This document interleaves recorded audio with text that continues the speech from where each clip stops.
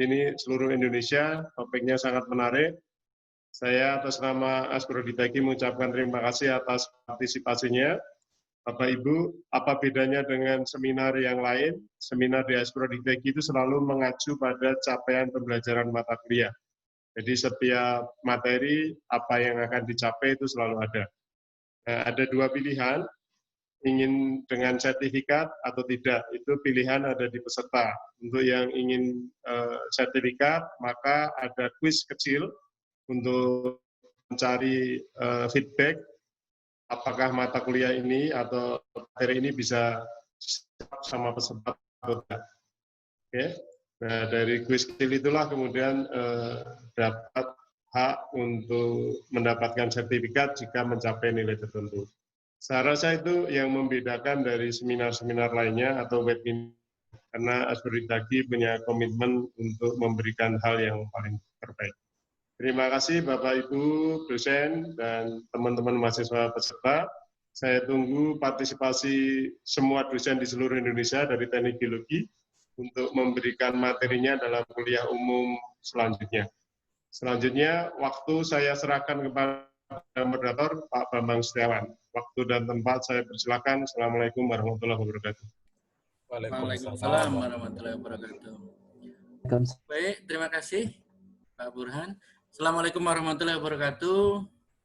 Waalaikumsalam warahmatullahi wabarakatuh. Waalaikumsalam. Salam sejahtera buat kita semua. Mudah-mudahan apa yang kita lakukan hari ini bisa bermanfaat untuk kita semua demi kebaikan bersama. Ada 70 peserta yang sudah mendaftar, tapi baru saat ini baru 52. Tapi kita bisa mulai terus karena waktu juga berjalan terus. Paparan akan diberikan oleh Pak Salahuddin Hussein, beliau mengajar di UGM. Mungkin langsung saja Pak ya. Dan tadi seperti yang disampaikan oleh Pak Salahuddin bahwa untuk peserta yang akan mengikuti kuis nanti akan langsung di-share di belakang di setelah kegiatan ini dan bisa terus mengisi kuisnya. Untuk lebih detailnya nanti biar dijelaskan lebih lanjut oleh Pak Udin sebagai pemateri. Silakan Pak Udin.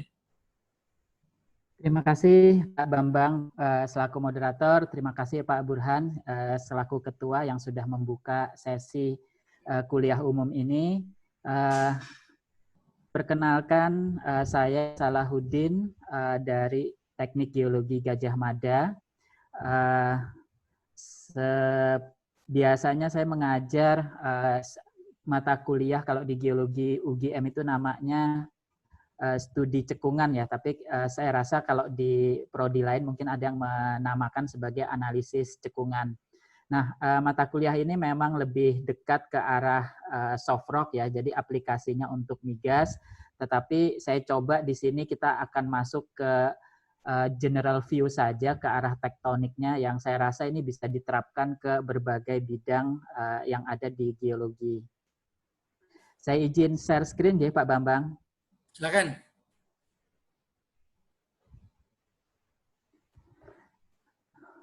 Oke. Sudah terlihat? Iya, Pak. Baik.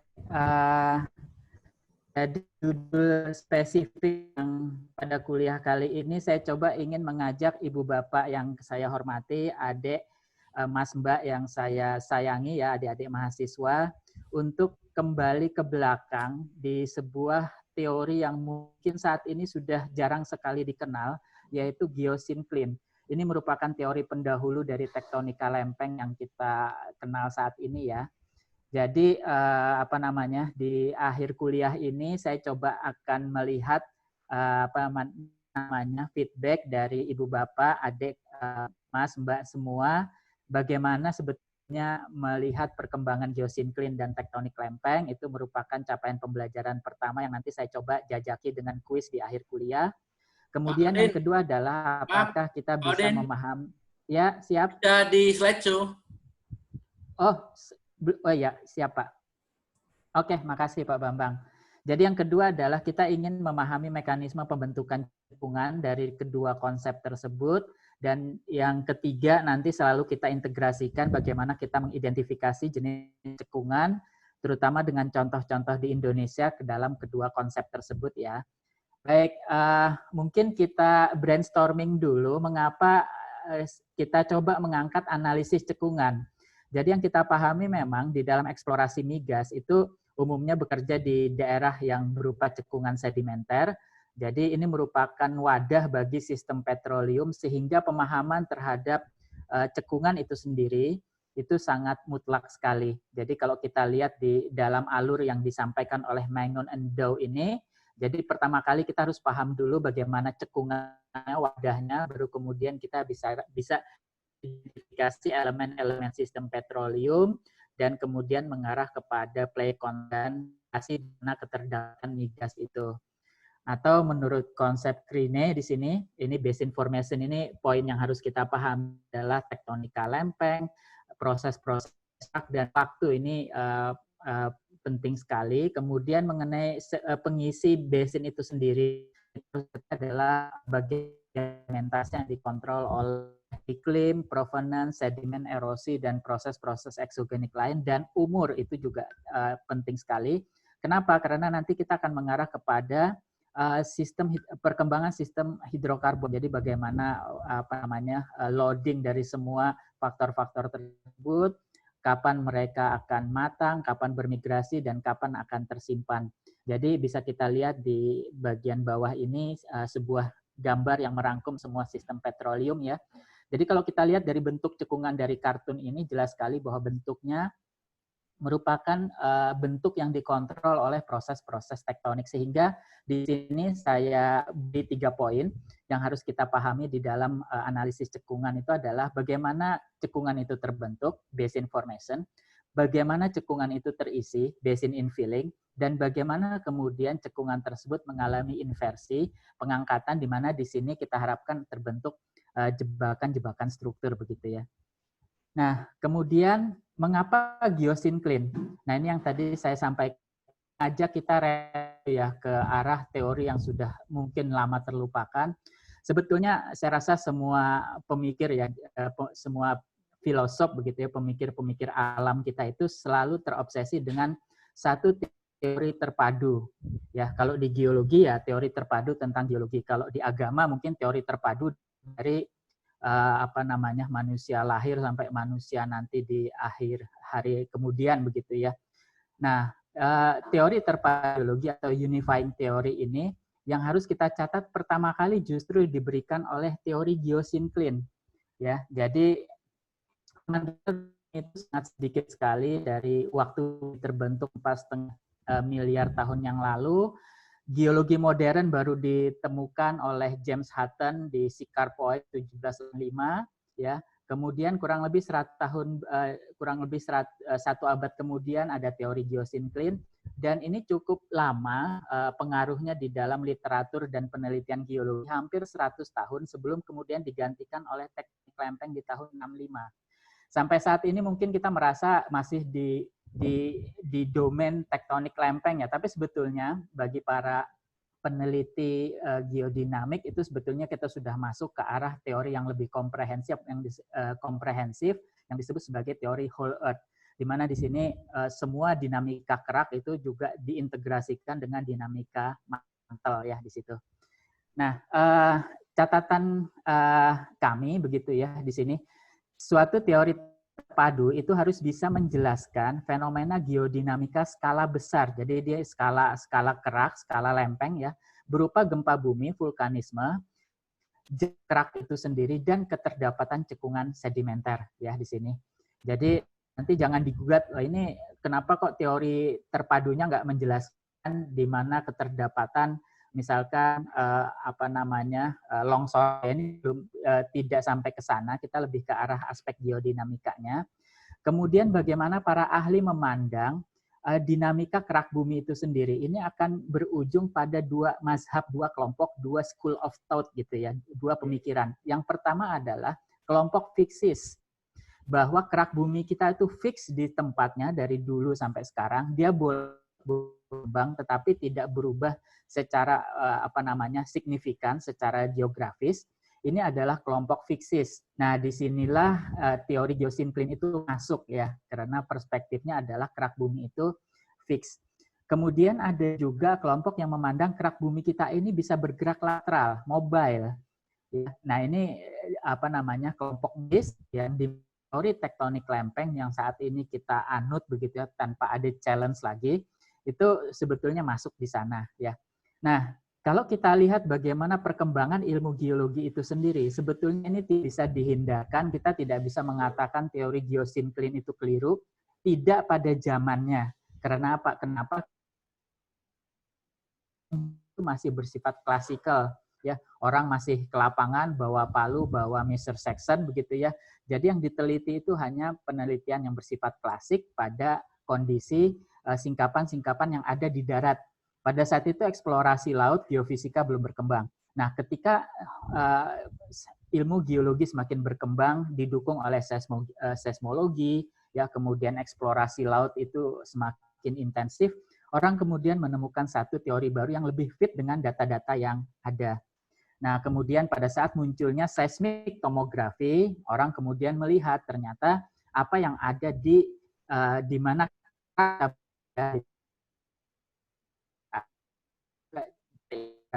dinamakan whole earth ya, kesatuan utuh antara mantel dan litosfernya. Nah, sehingga di sini saya coba nanti mudah-mudahan kita bisa mencapai materi-materi ini bisa tersampaikan dengan baik dalam waktu terbatas. Saya coba bagi 3 poin utama, 3 pokok utama. Yang pertama, kita ingin mendiskusikan cekungan dan tektonik lempeng. Jadi kita lihat dulu dari perspektif saat ini ya, dari teori yang kita anut saat ini yaitu teori tektonika lempeng. Kemudian mari kita flashback bagaimana teori geosinkline itu memandang cekungan dan evolusinya.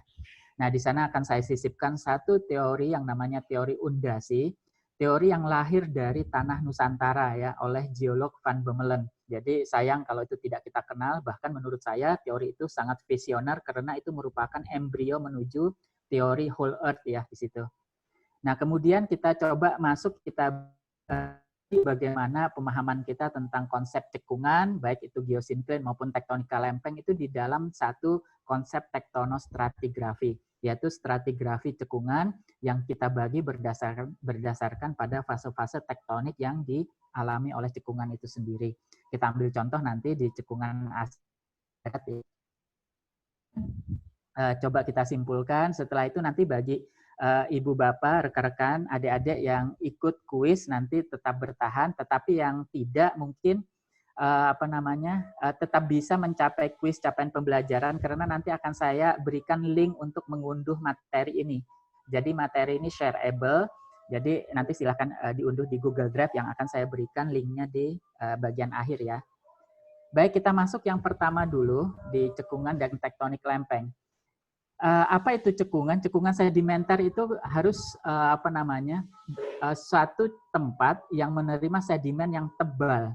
Nah, jadi kalau kita lihat di depan rumah kita ada kolam, itu bukan cekungan sedimenter ya, walaupun dia memang menerima sedimen, tetapi tentu ketebalannya tidak signifikan secara geologi. Kemudian durasi dia menerima sedimen juga tentu dipertanyakan berapa juta tahun di dalam skala waktu geologi begitu ya. Kemudian apakah kolam atau selokan yang ada di depan rumah kita itu dibentuk oleh tektonik ya. Jadi ada tiga elemen, 3 unsur kunci untuk menyebutkan satu wadah, satu tempat yang menerima sedimen itu merupakan cekungan sedimenter ya. Jadi yang satu tebal, yang kedua lama, yang ketiga tektonik ya di situ. Nah, biasanya kalau saya ulang-ulang gini keluar nanti ya di kuis. Nah, jadi jangan lupa dicatat-catat, diingat-ingat ya.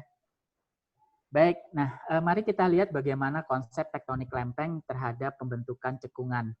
Jadi di dalam konsep teori tektonik lempeng, pembentukan cekungan umumnya berada di zona tepian lempeng, di mana di sana interaksi antar lempeng, baik itu berupa peregangan, ya, berupa divergen, atau berupa tumbukan atau konvergensi, atau berupa strike slip transform.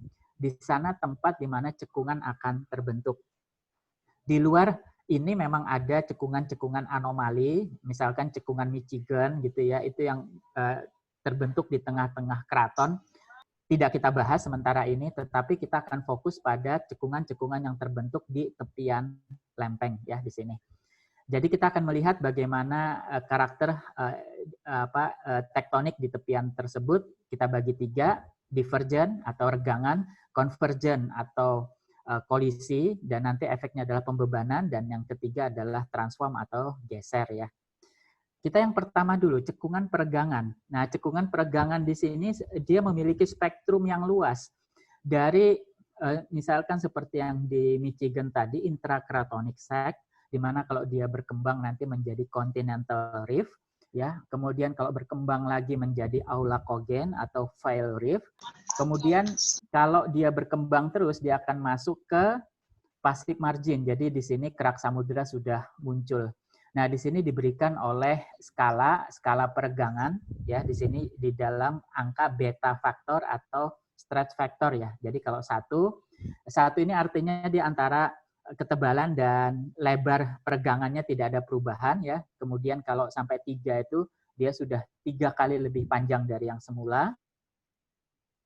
Terjadi penipisan di sana, sehingga kalau dia sampai mencapai 4, penipisan tersebut sangat ekstrim dan mantel bisa naik ke atas membentuk kerak samudra ya di situ.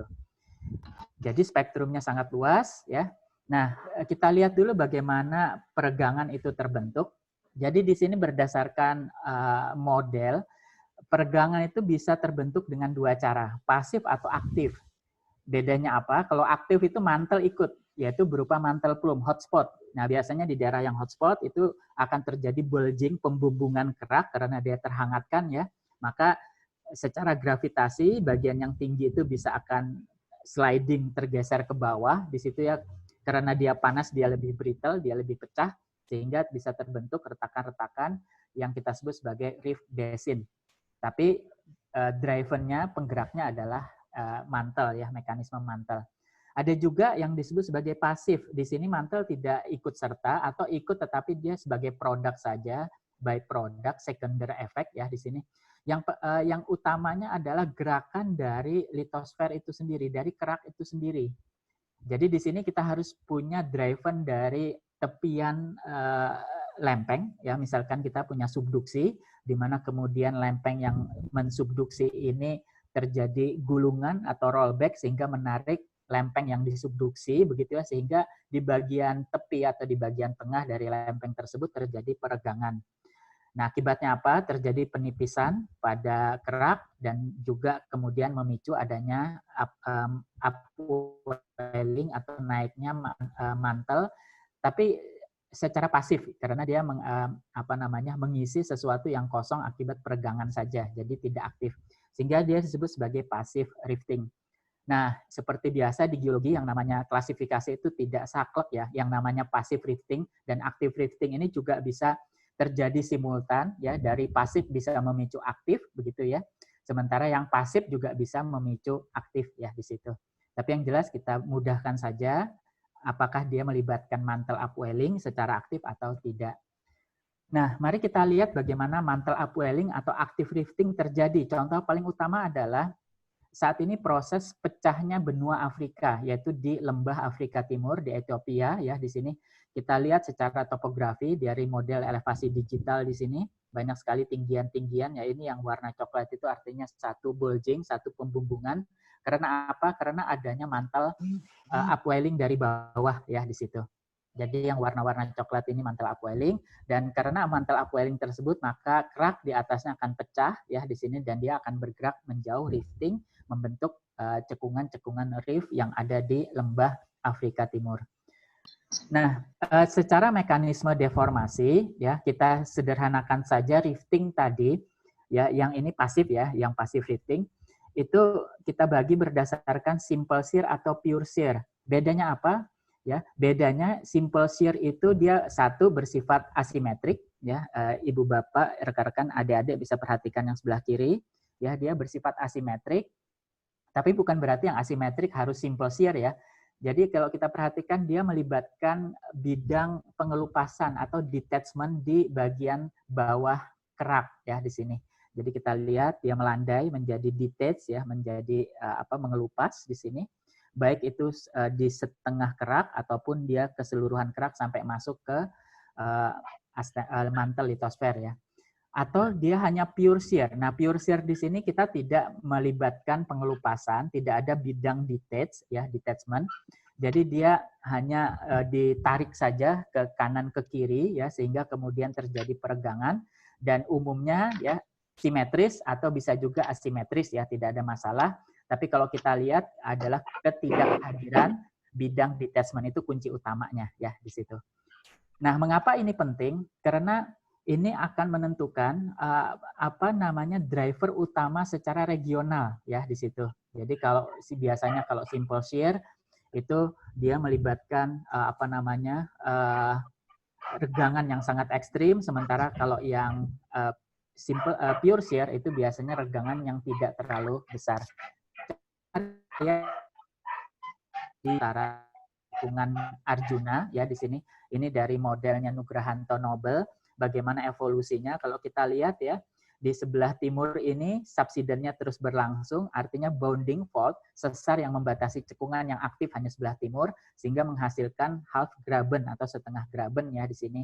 Jadi dia terus subsiden sampai kemudian masuk ke fase post-reef atau pasca peregangan. Jadi setelah itu sedimentasi akan menekan cekungan sehingga cekungan turun, tapi bukan akibat tektonik tetapi akibat pembebanan sedimen ya di situ.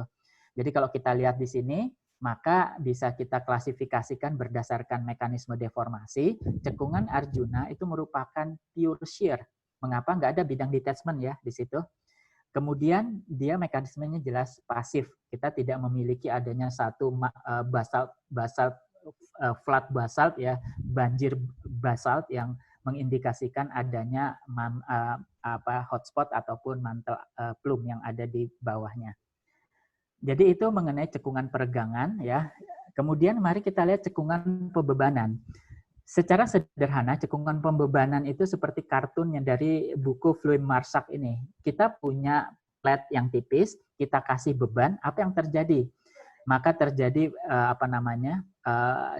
penenggelaman, tapi kemudian terbentuk space, ruang di mana di situ bisa mengumpulkan sedimen. Ya, jadi itulah disebut sebagai cekungan pembebanan ya di situ. Nah, umumnya dia berasosiasi dengan zona konvergen ya. Misalkan contoh di atas ini kolisi antara kerak benua dengan kerak benua, kemudian kita punya satu pegunungan yang non magmatik ya seperti di Himalaya, maka kita akan punya, nah ini istilahnya cukup rumit ya, tapi jangan khawatir, nggak akan saya keluarkan di soal, sebagai pengetahuan saja. Untuk kerak yang mensubduksi ya, maka cekungan yang ada di atasnya disebut sebagai pro-foreland ya. Pro itu artinya dia masuk pada kerak yang mensubduksi. Karena sebelum kolisi pasti ada subduksi dulu ya. Sementara ya cekungan yang terbentuk ya pada kerak yang disubduksi namanya retro. Nah, itu ya. Sehingga di sini kalau kita terapkan pada model subduksi normal yang artinya bukan kolisi, maka kita lihat di sini di belakang busur gunung api kita itu disebut sebagai retro. Kenapa retro foreland? Karena dia di atas kerak yang disubduksi. Simple ya. Bagaimana dengan palung? Palung itu juga satu cekungan sedimen ya, bahkan sangat dalam di sana ya. Palung subduksi itu juga disebut sebagai foreland basin, tapi jenisnya adalah pro. Mengapa pro? Karena dia tumbuh atau muncul di atas kerak yang mensubduksi. Jadi tinggal kita lihat saja posisinya, dia di atas kerak yang disubduksi atau di atas kerak yang mensubduksi ya di situ.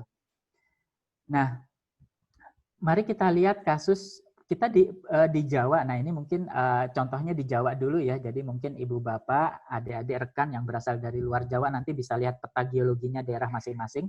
Kalau di Jawa, misalkan Jawa Timur, kita punya nggak sih foreland basin atau cekungan akibat pembebanan ya di sini? Kalau kita lihat di Palung, nggak usah ditanya, pasti ada lah ya di sini. Tapi bagaimana yang ada di retro? Retro foreland-nya ada nggak? Ya. Nah, kalau kita lihat, bandingkan gambar saja, di sini kita punya sesar-sesar naik yang muncul di belakang busur gunung api, sama seperti kalau yang adik-adik dari Jawa, yang pernah ke Jawa Timur, mestinya kenal dengan zona Kendeng, itu adalah busur sesar Anjak ya.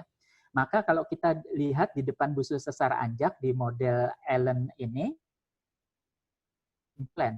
Nah, kalau di Jawa Timur bagaimana? Enggak ya. Kenapa? Karena kita punya sistem tektonik yang berbeda, yaitu sistem sesar geser zona Rembang. Jadi di sini kami hanya ingin menunjukkan bahwa keunikan geologi itu sangat kaya sekali. Jadi kalau kita belajar itu nggak pernah habis ya, nggak pernah pinter malah ya sebetulnya, karena di challenge terus oleh alam, karena dia memiliki varian-varian yang berbeda dengan textbook ya di situ. Nah mungkin ada pertanyaan ya nanti, apa sih bedanya subduksi landai dan subduksi yang tegak di sini? Ya perbedaannya efek yang dihasilkan ya. Jadi kalau subduksinya landai, biasanya subduksi landai ini akan kita bahas nanti di topografi dinamik. Itu akibat kerak samudra yang masih muda. Ingat kerak samudra itu adalah akibat pendinginan mantel yang keluar ya. Jadi kalau dia masih muda, umumnya masih hangat. Karena hangat dia relatif tidak terlalu berat, maka dia umumnya masih buyong atau masih mengambang. Sehingga kalaupun dia masuk, dia masih akan tetap membentuk sudut yang landai. Efeknya apa pada kerak yang disubduksi? Dia akan bersifat kompresif, menghasilkan sesar-sesar anjak di belakang busur, dan kemudian hasilnya adalah kita punya foreland basin ya di situ. Bagaimana dengan kerak samudra yang tua? Kerak samudra yang tua itu sudah berat, maka subduksinya biasanya akan membentuk sudut yang besar dan cenderung dia akan memiliki karakter rollback ya, digulung kembali sehingga dia bisa menarik kerak yang disubduksi. Akibatnya apa? Tarikan tersebut menghasilkan peregangan di belakang busur yang kita sebut sebagai backup basin ya di situ. Jadi itu kalau kita lihat kalau di subduksi yang tua ya di subduksi yang sudutnya tegak, kita nggak punya retroforeland. Kenapa? Karena di belakang busur gunung api yang kita punya adalah backup basin. Kita hanya punya proforeland ya di palung. Sementara kalau sudutnya landai, palungnya biasanya nggak dalam, jadi bisa diabaikan ya. Jadi kita nggak punya proforeland, adanya adalah retroforeland ya situ. Baik, kita lanjut. Mari kita lihat bedah anatomi cekungan foreland. Nah, cekungan foreland itu sebenarnya simpel saja. Kita punya baji orogen. Baji orogen ini adalah massa kerak yang didorong ke atas, menumpang di atas kerak yang menerimanya. Jadi baji orogen ini adalah allochton, datang dari tempat jauh, sementara kerak yang menerima yang sekarang tertindih di bawahnya itu adalah autochtonnya ya di situ, atau host atau in situ-nya ya di situ. Nah, kita lihat di sini baji ini naik ke atas, akibatnya apa? Dia akan menjadi supply sedimen ya, menjadi provenance bagi cekungan foredip ya, foreland yang ada di depannya. Ya, kita kartunkan ini, kalau kita beri beban maka akan terbentuk cekungan ya, persis seperti yang terjadi di foredip basin di sini ya. Jadi foreland basin ya di sini, di mana bagian yang di depan baji orogenic wedge ya kita sebut sebagai foredip ya, nanti ke arah menjauh kita akan punya forebulge dan backbulge, tapi itu kita abaikan saja, kita fokus di foredipnya ya di situ. Nah, jadi kita poin yang penting dari model ini adalah sebetulnya berapa sih geometri bajinya. Kalau geometrinya nggak besar, mestinya sudutnya akan landai saja. Sementara kalau bajinya besar, maka dia akan membentuk relief yang tinggi ya di situ. Maka dia akan lebih menekan yang foredip yang ada di depannya ya di situ. Nah, mari kita lihat di sini bagaimana masalah ukuran baji orogen tadi ya. Baji orogen di sini warnanya abu-abu ya, ini allochton yang didorong dipaksa naik ke atas autochton tadi. Ya, maka karakter deformasinya ada yang simpel saja, dia tidak punya sesar-sesar anjak ya di ujungnya. Ada juga yang kompleks. Kompleks ini artinya di depan dari baji ini, di bawah permukaan subsurface kita masih punya sesar-sesar anjak. Nah, ini disebut sebagai blind truss ya di sini, dan ini akan menghasilkan kantong-kantong sedimen yang kita sebut sebagai piggyback basin. Kemudian ada juga dia melibatkan sesar geser, ini biasanya di cekungan Sumatera Utara berkembang. Ya, kemudian ya di sini sesar-sesar anjak yang muncul ke permukaan ya, membentuk cekungan-cekungan kecil terpisah antar sesar anjak tadi yang kita sebut sebagai cekungan piggyback ya. Jadi model macam-macam model deformasi yang ada, tetapi itu semua melibatkan baji orogen ya. Nah, sehingga kita kembali, baji orogen itu penting sekali ya. Jadi kalau kita lihat ini ada dua model, ada baji orogen yang itu masanya tidak terlalu besar ya di sini. Biasanya ini terjadi pada saat awal kolisi ya, karena dia tidak terlalu besar masanya, maka relief yang dihasilkan ya, topografi lereng permukaan yang dihasilkan pun tidak terlalu terjal ya, tidak terlalu muncul ke permukaan, sehingga umumnya fordip yang ada ya, foreland basin yang ada itu masih di lingkungan laut. Nah, biasanya di lingkungan laut ini ya, dia relatif cukup dalam karena dia terbebani, maka sedimen-sedimen yang datang dari baji orogen ini tadi akan mengisi foreland basin kita, dan umumnya mekanisme sedimentasinya melibatkan gravity ya, arus gaya berat, yaitu turbidit. Istilah lama untuk perselingan turbidit tersebut adalah fleece. Jadi ini adalah cekungan fleece. Dihasilkan oleh apa? Baji orogen yang tidak terlalu besar sudutnya, yang masanya tidak, volumenya tidak banyak ya. Tapi kalau baji orogen kita sangat besar volumetriknya dan dia bisa membentuk satu tinggian yang signifikan karena masanya sangat besar dan deformasinya sangat lanjut ya, maka dia akan mengubah sistem sedimentasi yang ada di foreland. Maka akan terbentuk cekungan sedimentasi darat yang umumnya sedimentasinya juga sedimentasi gaya berat tapi di lingkungan terestrial yang kita sebut sebagai alluvial fan. Ya, jadi kipas-kipas aluvial akan berkembang di sini menghasilkan endapan yang dikenal sebagai molas. Ya, molas ini endapan konglomeratik hasil dari sedimentasi darat ya, didominasi oleh gaya berat dari kipas-kipas aluvial ya di sini. Jadi kita lihat perbedaannya ya, ada cekungan fleece ya, turbidit dominan, dan ada cekungan molas konglomerat dominan ya di sini. Pembedanya apa? Besar dari baji orogen ya di situ. Mari kita lihat contoh di Indonesia, cekungan Tomori ya yang ada di lengan timur Sulawesi. Jadi Sulawesi itu kita kenal pulau yang unik di Indonesia ya, dia terdiri dari 4 lengan, lengan utara didominasi vulkanik, lengan selatan didominasi vulkanik tua, ya, lengan tenggara didominasi oleh oviolit dan kerak benua, dan lengan timur yang didominasi oleh oviolit atau kerak samudra. Nah, di lengan timur inilah kita diskusikan di mana dia menerima kolisi atau benturan dari blok Banggai Sula. Ya, Banggai Sula ini kalau kita lihat dari kartunya Gerard, ya, ini merupakan potongan dari kerak benua yang lepas ya di sini dari Semenanjung Sula. Kemudian dia membentur lengan timur Sulawesi. Benturan tersebut menyebabkan ya lengan timur Sulawesi yang tersusun oleh oviolit ini naik ke atas menjadi allochthon ya, menumpang di atas autochtonnya si Banggai Sula ya. Jadi dia kemudian naik menghasilkan sesar-sesar naik ya dan membebani si cekungan Banggai Sula ya, blok Banggai Sula. Akibatnya apa? Kita akan punya foreland basin ya. Foreland basin di sini, dan kalau kita lihat di sini di dalam kartun ini ya dari Haryono et al, maka pengangkatan yang terjadi dari kolisi tersebut, allochthonnya lengan timur itu sudah membentuk tinggian ya, kita kenal sebagai pegunungan di lengan timur Sulawesi, dan tinggian pegunungan ini kemudian mensuplai sedimen-sedimen konglomeratik atau molas ke rendahan di sekitarnya. Ya, maka otomatis ini merupakan cekungan molas ya, bukan cekungan fleece.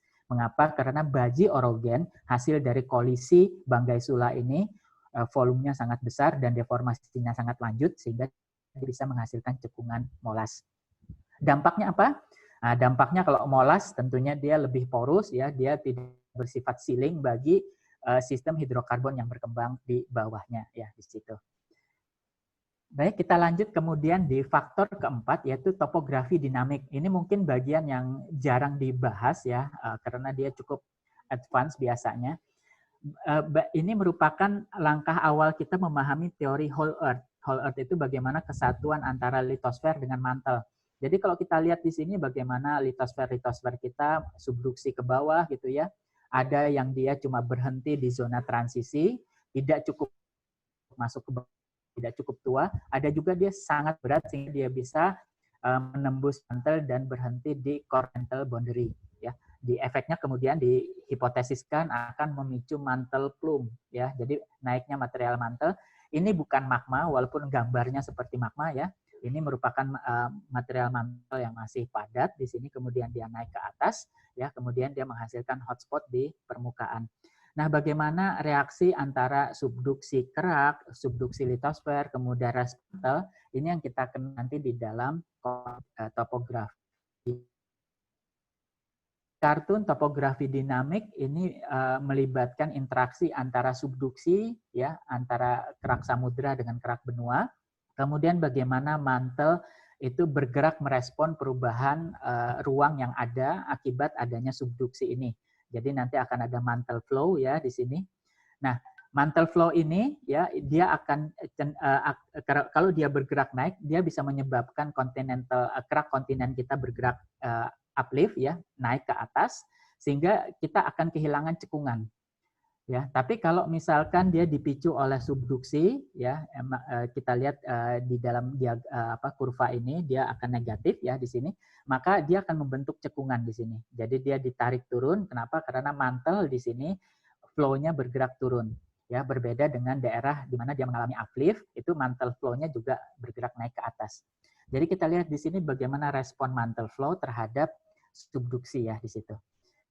Nah, ini yang depan sudah kita mana respon usia kerak samudra terhadap subduksi, dan dalam hal ini kita lihat adalah topografi dinamis. Jadi yang dimaksud topografi dinamis itu adalah perubahan topografi akibat respon mantle ya di sini. Jadi kalau kita lihat di sini, ini keraknya udah tua ya, 160 juta tahun ya, kerak samudranya tua, maka kalau dia masuk, dia akan membentuk subduksi yang cukup tajam ya sudutnya. Akibatnya apa? Dia akan rollback, dia akan menarik kerak benua yang disubduksi ini untuk juga subsiden ya di sini. Nah, tapi sebaliknya kalau kita punya kerak samudra yang berumur muda, relatif ringan, masih hangat ya, akibatnya apa? Sudut subduksinya mestinya tidak sebesar yang tua tadi, maka dia akan cenderung mendorong kerak benua yang disubduksi untuk mengalami uplift.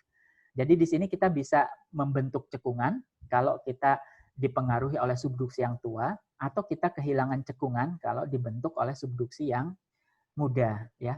Atau nanti kita lihat ya, ini contoh cekungan Amazon di benua Amerika Selatan. Bagaimana kita lihat di sini di Miocene tengah ya. Jadi kita punya cekungan Amazon yang didominasi oleh laut dalam, tapi kemudian dengan pengangkatan yang terjadi di zona busur Andes ya, maka lama-lama kemudian cekungan ini semakin mengecil ya. Di sini kita lihat di kondisi saat ini ya, yang dekat dengan busur Andes tadi sudah hilang ya, cekungan laut dalamnya sekarang tinggal di endapan terestrial yang ada di tengah Amerika Selatan. Kalau kita lihat di Indonesia bagaimana ya, jadi ini Clemens membuat simulasi bagaimana peran dari subduksi ya, itu akan bisa menghasilkan, karena subduksinya melibatkan kerak samudra yang tua, maka akan bisa menghasilkan cekungan yang cukup luas di belakang busur ya di sini. Jadi ini adalah dynamic topography atau DTL ya di sini. Jadi kita bentuk cekungan. Nah, kalau kita punya double subduction utara-selatan, maka cekungan kita lebih luas lagi ya di sini. Nah, ini diperkirakan terjadi pada periode Kapur ya, pada periode Mesozoik, Jura Kapur ya di sini. Tapi kemudian di akhir Kapur, apa yang terjadi ya? Yang tampaknya subduksinya putus, akibatnya kemudian terjadi dynamic topographic uplift DTU ya di sini. Jadi dia akan naik, rebound ke atas. Hasilnya adalah cekungan kita hilang dan erosi pun terbentuk ya di sini. Gimana pembuktiannya? Mari kita lihat apa terjadi dengan Indonesia Barat di periode akhir Kapur awal Kenozoik ya. Jadi kita hampir semua sedimen yang sedimen maupun basement berumur Mesozoik di Indonesia Barat itu pasti mengalami peneplanisasi atau sangat lanjut sehingga hampir terpotong rata membentuk dataran ya di situ. Kemudian di pertengahan Eosen baru cekungan-cekungan terbentuk. Ya, jadi kalau kita terapkan dalam konsep topografi dinamik, maka di akhir Kapur yang terbentuk adalah DTU dynamic topographic uplift. Ya, kenapa? Karena tadi ya putusnya subduksi yang berumur Mesozoik. Kemudian di Eosen tengah ya, pertengahan Eosen kita punya DTL ya, dynamic topographic low atau subsidence ya di situ. Kenapa? Karena kita mulai subduksi lagi, yaitu subduksi Kenozoik Palung Sunda yang berlangsung sampai sekarang. Jadi itu kalau kita lihat bagaimana pengaruh whole earth ya di situ. Nah, bagian terakhir untuk tektonik lempeng kita masuk cekungan pisah tarik ya. Secara genetik sebetulnya cekungan pisah tarik pasti terbentuk di sesar-sesar geser, tinggal sesar gesernya apakah bersifat transform. Transform itu artinya dia menghubungkan batas-batas lempeng, misalkan ini ya, ini sesar transform menghubungkan batas pemekaran sampai batas kolisi ya, atau dia bersifat transcurrent. Transcurrent itu dia tidak terkait dengan batas lempeng, tetapi dia memotong seluruh kerak ya, atau dia hanya strike slip biasa ya, yang seperti di sini. Nah, masing-masing tersebut bisa membentuk cekungan-cekungan yang kita sebut sebagai cekungan pisah tarik atau pull apart basin. Ya, tergantung pada geometri sesar yang ada. Nah, ini kita kenal sebagai deformasi sekunder, artinya struktur-struktur yang ada di sepanjang sesar geser. Ya, jadi yang berwarna kuning ini merupakan daerah di mana bisa terbentuk cekungan, bisa di ujung sesar geser, kita sebut sebagai horsetail splaying basin, atau dia di tengah-tengah sesar geser ya di sini. Ini yang kita sebut sebagai pull apart basin ya di sini. Nah, khusus untuk di bagian tengah cekungan ini kita masuk di sini ya. Maka sangat tergantung pada geometri sesar geser tersebut, kita bedakan menjadi dua. Apakah dia bersifat overstepping? Overstepping itu artinya ada dua segmen saling bertampalan, saling sejajar ya di sana. Jadi ada pertampalan, maka di tengah-tengah pertampalan tersebut pasti akan terbentuk cekungan karena dia ditarik ya, semuanya ini kan sistem di dalam kartun ini sistem dekstral. Jadi kalau dia ditarik ya di sini maka dia akan terpisah, ini ditarik ke sana, ini ditarik ke sini, maka nah ini modelnya ya. Kita akan punya pull apart basin, cekungan pisah tarik akibat overstepping ya. Tapi ada juga geometri yang sesarnya tunggal tetapi dia bending, belok. Nah, sesar yang bending ini juga bisa oblik ya atau bend pull apart basin seperti di sini. Nah, fungsinya apa sih kita tahu jenisnya? Tentu kita harus tahu untuk bisa menghitung volume sedimen yang ada gitu ya. Berapa besar sih wadah yang ada di bawah sana kalau kita ketahui jenisnya jenis pull apart yang terbentuk. Nah, kita lihat di sini contoh di San Andreas. San Andreas ini sesar geser yang terkenal, pasti punya cekungan pisah tarik. Kita lihat di sini ini modelnya. Ini adalah bonding fault-nya San Gabriel ya. Kemudian di sini pengisiannya berupa Halbgraben ya di sini. Nah, kalau kita lihat dia dari geometrinya sebetulnya dia merupakan cekungan dari fault band ya. Jadi kelok ya, sesar yang belok atau berkelok tadi. Nah, bagaimana dengan Indonesia? Kita punya cekungan yang juga terkenal ya, yang ada di zona sesar geser yaitu cekungan Ombilin ya di Indonesia Barat.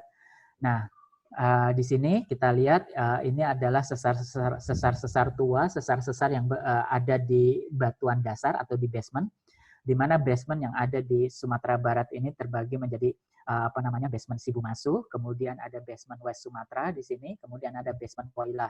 Nah, masing-masing basement ini memiliki pola struktur tua ya, yang kemudian dia aktif di Eosen ya, atau di Paleosen di awal Kenozoikum. Kemudian menghasilkan graben-graben yang saling connecting ya di sini. Jadi kalau kita lihat dari masuk ke Sinamar Basin, kemudian ada juga Talawi Basin yang sedimentasinya mirip. Jadi di bagian bawah kita punya shell dulu, endapan-endapan danau begitu ya. Sementara di bagian tepi kita punya breksi-breksi dari kipas aluvial. Kemudian didominasi oleh sungai-sungai bermeander ya. Kemudian kalau terjadi perubahan rejim, misalkan terjadinya susut laut, kita akan punya konglomerat lagi dari sungai teranyam ya. Jadi ini yang terjadi di Ombilin. Nah, mekanismenya apa? Kalau kita lihat ya di sini mekanisme di Sinamar Basin ini sebetulnya bending ya, bending. Tapi di antara Sinamar dengan Payakumbuh Basin kan connecting. Nah, connectingnya connectingnya karena bending, mohon maaf ya tadi. Yang di Sinamar ini jelas dia akibat overstep ya, tapi kemudian dia connect dengan basin yang lain melalui bending ya di sini. Jadi Ombilin itu mekanismenya dua ya, overstep dan bending ya di situ. Berbeda dengan San Andreas tadi lebih simple ya, di San Gabriel Basin tadi dia cuma bending saja. Nah, yang kita punya dia lebih kompleks. Mengapa? Karena dia sebetulnya bekerja pada sesar-sesar tua yang juga memang kompleks. Baik, kita tinggalkan cekungan dan tektonika lempeng. Kita kemudian masuk di orogenesa sinkline ya di sini, di mana kita bagi menjadi 3 subtopik juga. Kita akan mengunjungi tempat lahirnya teori geosinkline, yaitu di Pegunungan Appalachia. Kemudian kita akan menyinggung teori undasi yang lahir di Nusantara. Kemudian kita akan melihat bagaimana geosinkline dan tektonik lempeng itu sebetulnya dia sinkronus bersambung saja ya di situ. Baik, definisi geosinkline itu merupakan akumulasi tubuh sedimen yang tebal. Nah, sama seperti ensili tadi kan, sedimen harus tebal ya di situ. Nah, tetapi dia pada alur laut yang sempit dan memanjang sejajar dengan tepi benua. Jadi karakternya dia sangat limited sekali, harus sejajar dengan tepi benua ya di sini. Pada awalnya ya para pencetusnya itu mendekati dari sisi orogenesanya ya. Kemudian mereka melihat bagaimana sedimen yang di orogenesa tersebut sebetulnya sedimen-sedimen laut yang terinversi. Mari kita lihat ya lokasi tipe teori geosinkline yaitu Pegunungan Appalachia. Nah, Pegunungan Appalachia yaitu di timur Amerika Utara ini dicetuskan pertama kali oleh James Hall tahun 1857 ya, bahwa di sini mengalami penyempitan luar biasa sehingga sedimen yang ada di bagian pegunungan, formasi yang sama, umur yang sama, itu 10 kali lebih tebal dibandingkan formasi yang ada di bagian tepi. Nah, sehingga dia mengatakan dulu ini adalah cekungan. Orang susah kan membayangkan kok bisa gunung dulu adalah cekungan. Sehingga ketika James Hall mengusulkan tersebut, teori ini cukup shock ya. Jadi para geolog saat itu susah untuk menerimanya, sehingga oleh rekannya diminta James Hall untuk menahan dulu teorinya, ya diperkuat dulu gitu ya, baru kemudian dipublikasikan. Jadi hampir 30 tahun kemudian baru dipublikasikan di tahun 1882 ya. Konsepnya seperti ini, kita punya sedimentasi yang sangat tebal di satu tempat, tapi kemudian menipis ke bagian tepi. Simple kita ya, seperti bayangkan mangkok. Nah kemudian Dana ya, James Dana, jadi ini duo James Hall dan James Dana. Ya, mungkin ibu bapak, rekan-rekan, adik-adik kenal James Dana di kristalografi mineralogi ya. Nah, ini mengatakan bahwa pembebanan saja nggak mungkin bisa bikin sedimen setebal itu ya. Jadi harus dibantu dengan thermal subsidence. Jadi keraknya itu memang harus juga turun karena pendinginan. Maka baru kemudian bisa membentuk cekungan yang tebal ya di sini. Akibatnya apa? Maka Dana kemudian menambahkan kalau ada yang turun, pasti di sebelahnya secara isostatik akan naik dan itu disebut sebagai G anticline ya di situ. Nah, orang sepakat bahwa teori geosinkline itu ditahbiskan ya, di-refer kepada mereka berdua, James Hall dan James Dana ya di situ. Nah, kemudian beberapa peneliti selanjutnya itu ya menyempurnakan.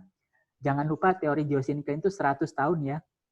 Jadi banyak sekali publikasi di sana dan teorinya saling silih berganti, saling menyempurnakan dan menjadi sangat kompleks, jauh lebih kompleks dari yang kita kenal yang dicetuskan oleh James Hall dan James Dana tadi. Ya, misalkan ini Hans Thiele ya, ini dia memang mengkhususkan diri mengkaji geosinkline dan kemudian dia melihat ya berdasarkan fasies sedimen ternyata bagian dalam ya dari G anticline itu sedimennya sedimen laut dangkal. Sementara bagian luar dari G anticline, cekungan yang ada di luar, geosinkline yang di sebelah luar G anticline, itu sedimennya berisi turbidit atau flis ya, atau vulkanisme, vulkanik plastik.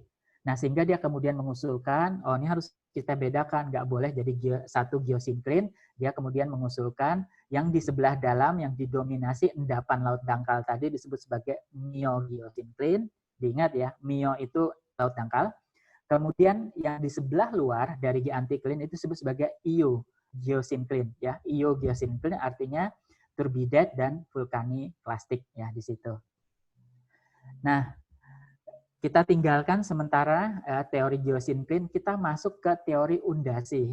Ya, teori undasi ini adalah foto pencetusnya Van Bemmelen ya di sini. Kemudian orang umumnya mengatakan Van Bemmelen itu penganut fixism ya. Kenapa? Karena dia sebetulnya mendukung teori geosinkline. Tapi sebetulnya tidak. Mari kita lihat bagaimana perjalanan si Van Bemmelen. Jadi Van Bemmelen ini kalau saya sebutkan seorang petualang ilmiah ya.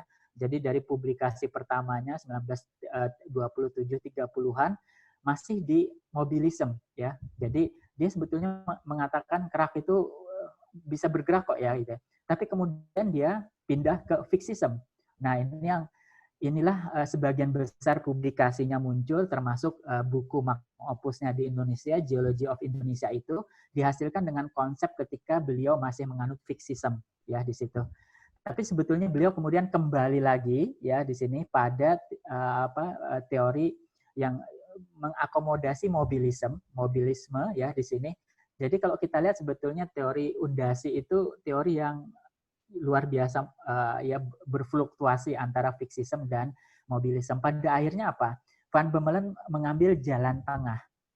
Jadi ini sirotol mustaqimnya gitu ya, jalan tengah dari dua mazhab ini. Jadi dia mengatakan mobil iya, fix iya ya di situ. Jadi inilah sebetulnya konsep undasi. Nah, untuk memahami undasi seseorang harus menjadi geonomi. Geonomi itu apa? Kuat di geokimia, kuat di geologi, dan kuat di geofisik ya di situ. Nah, jadi kita lihat bagaimana publikasi akhir Van Bemmelen, ini publikasi tahun 87, ketika beliau merevisi kembali teori undasinya, kita lihat dia masih sudah mengakomodir tektonik lempeng kan, ada subduksi gitu ya. Tetapi beliau masih mengatakan bahwa tetap yang dinamika yang ada di bagian bawah kerak ya, ini yang kemudian menghasilkan adanya penenggelaman dan pengangkatan ya. Nah, kalau yang terjadi di dalam kerak ini disebut sebagai mesoundasi. Kemudian beliau juga mengatakan, kenapa ada benua, kenapa ada samudra, itu adalah mega undasi. Penyebabnya ada di mantel atas, ya, di sirkulasi mantel atas ini, ya, di situ. Nah, mari kita lihat bagaimana mesoundasi. Jadi ini skala kecil saja, ya, itu diinterpretasikan oleh Van Bemmelen. Jadi yang penting menurut Van Bemmelen itu ya bagaimana terjadi pengangkatan dan penenggelaman tadi karena adanya astenolitik. Ya, astenolit ini semacam kantong magma yang terbentuk karena hipodiferensiasi. Ya, jadi diferensiasi, jadi adanya pelelehan pada bagian bawah kerak ya di situ akibat adanya perubahan-perubahan kimia dan fisika. Misalkan penambahan panas, pengurangan beban ya di situ atau masuknya air itu dianggap menyebabkan terjadinya hipodiferensiasi sehingga apa? Akan ada kantong-kantong magma yang mendorong adanya orogenesa membentuk pegunungan ya. Jadi sebelumnya geosinkline tahu-tahu kemudian dipisahkan oleh geantikline ya dan seterusnya seperti itu. Nah, modelnya bisa kita lihat di dalam publikasi Geology of Indonesia beliau seperti ini di Cekungan Serayu di Jawa Tengah. Awalnya ya ini endapan-endapan laut dangkal ya di sini. Ini adalah miogeosinkline. Tapi kemudian ya adanya astenolitik naik ya menghasilkan magmatisme di sini, maka dia berubah menjadi iogeosinkline. Kemudian ya di sisi selatan ini Serayu Selatan ini kemudian astenolitiknya semakin naik. Akibatnya apa kemudian? Terjadi gliding. Nah, salah satu ciri khas teori undasi itu selain astenolitik magma ini bisa bergerak naik ya, atau bisa juga menggerak kalau dia kempes atau pindah itu menyebabkan subsiden. Itu salah satu akibat pembumbungannya adalah adanya gliding atau adanya longsoran tektonik ya. Nah, seperti di sini kita lihat ya terjadi longsoran tektonik ya di sini itu ciri khas teori undasi ya. Kemudian ya kita lihat astenolitiknya pindah lagi ya ke sini ya naik lagi ke atas yang ditinggalkan tadi menjadi karang bolong ya di situ. Nah, kemudian ya astenolitiknya pindah lagi ke utara, ke Serayu Utara ya di daerah Dieng saat ini. Jadi kompleksitas geologi itu dijelaskan dengan teori undasi atau dalam skala meso-undasi oleh Van Bommelen dengan menganggap penyebab utamanya adalah pergerakan astenolit ya atau magma akibat diferensiasi tadi, dan efek di permukaan itu menghasilkan gliding atau gravitational sliding. Jadi adanya longsoran-longsoran massa batuan yang besar ya di situ, bukan longsoran tanah longsor biasa, tetapi beberapa formasi utuh bergeser ya di situ dalam konsep gravity sliding atau gliding tadi. Nah, sekarang kita conclude, kita tutup ya mengenai orogenesa geosinkline itu dengan akhir dari teori geosinkline ya. Jadi pada 28 tahun London adalah Royal Society of London ini mengadakan simposium tentang continental drift. Kita tahu continental drift itu lahir di tahun 1915 oleh Alfred Wegener ya. Ini kemudian para pendukungnya mengumpulkan data-data yang dikumpulkan selama kurang lebih 50 tahun dan diseminarkan. Nah, di seminar inilah kemudian muncul dicetuskan ya satu teori yang namanya teori tektonik lempeng, sehingga bisa dikatakan kalau kita pengen punya tanggal untuk merayakan tektonik lempeng, ambillah tanggal 28 Oktober. Ya, mungkin ada ibu bapak, adik-adik di sini yang punya ulang tahun yang sama gitu ya. Jadi 28 Oktober pada Simposium Royal Society of London. Nah, jadi bisa dikatakan tahun 65 ini merupakan akhir dari teori geosinkline ya. Setelah itu di-unifying teori terpadu geologi diambil alih oleh teori tektonik lempeng. Tapi sebetulnya ya detik-detik berakhirnya teori geosinkline itu sudah dimulai 2 tahun sebelumnya oleh oceanographer, jadi seorang ahli geologi Robert Dietz ya, ini teori geosinkline dan menempatkan dengan data-data yang dihasilkan dari survei geologi laut, di mana sebetulnya menurut Pak Dietz, miogeosinkline dan iogeosinkline itu sebetulnya hanya perbedaan fase pada satu paparan benua. Jadi kalau miogeosinkline yang paparan laut dangkal tadi itu di bagian shelf atau paparan, tapi di lereng benua kita akan punya endapan-endapan yang iogeosinkline yang turbidite sifatnya. Nah, jadi kalau seperti ini jadi sederhana. Terus G-antikline-nya mana? G-antikline jadi hilang ya di situ. Jadi batasnya bukan lagi batas G-antikline, tetapi hanya batas slope of slope of break ya, break of slope ya. Jadi berubahnya lereng dari paparan benua menjadi lereng benua ya di situ. Dia mengemukakan beberapa modelnya. Ini kalau model active margin itu pertama kita punya miogeosinkline, iogeosinkline, kemudian nanti iogeosinkline ini akan terseret masuk ke bawah oleh subduksi ya, maka dia akan menghasilkan satu batuan bancuh atau olisostrom ya. Kemudian ada juga di sini kalau dia masih pasif saja tidak berubah ya, dia terus akan subsiden dan turbiditnya akan menjadi sangat tebal ya di situ. Nah, mari kita tinjau kembali lokasi kelahiran namanya teori geosinkline dalam persepsinya Robert Dietz atau persepsinya tektonik lempeng. Mari kita bergeowisata, field trip, ekskursi ke Appalachia. Ya, Appalachia itu ada tadi ya di pesisir timur benua Amerika Utara.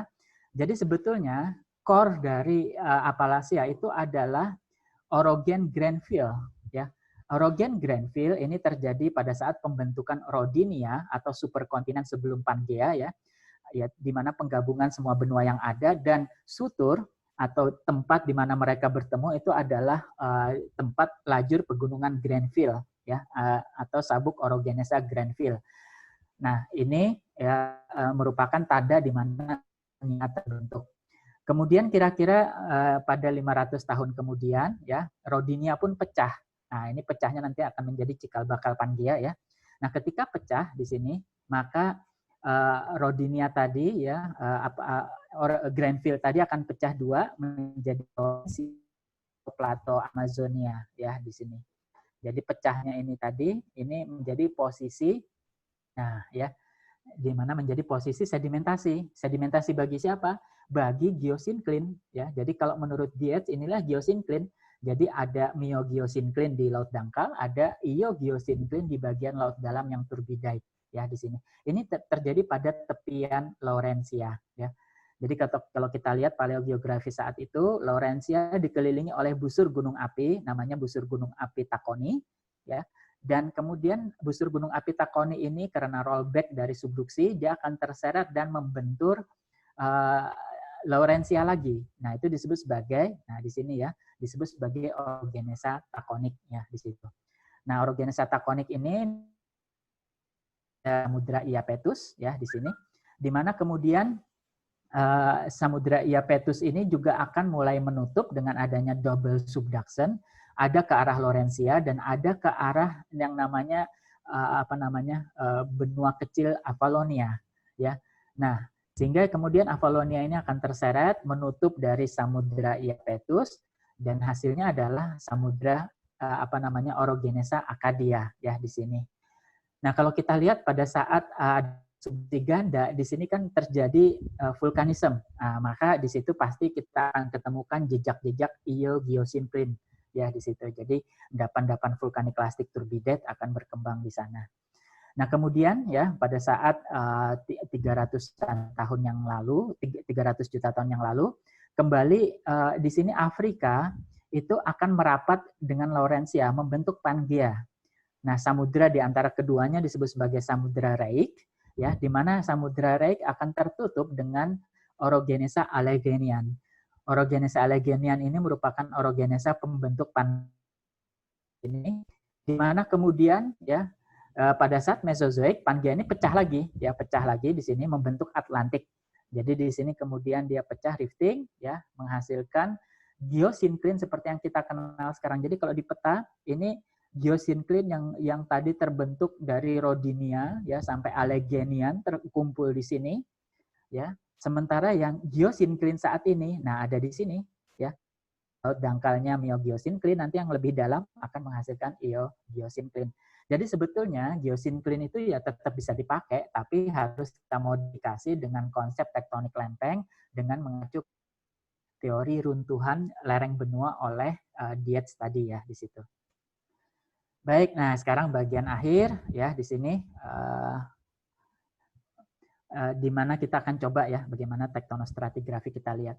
Nah di sini untuk membahas tektonostratigrafi ada dua senjata kita. Yang pertama adalah hubungan antara sedimen dan cekungan itu sebetulnya memiliki timing, ya ada waktunya.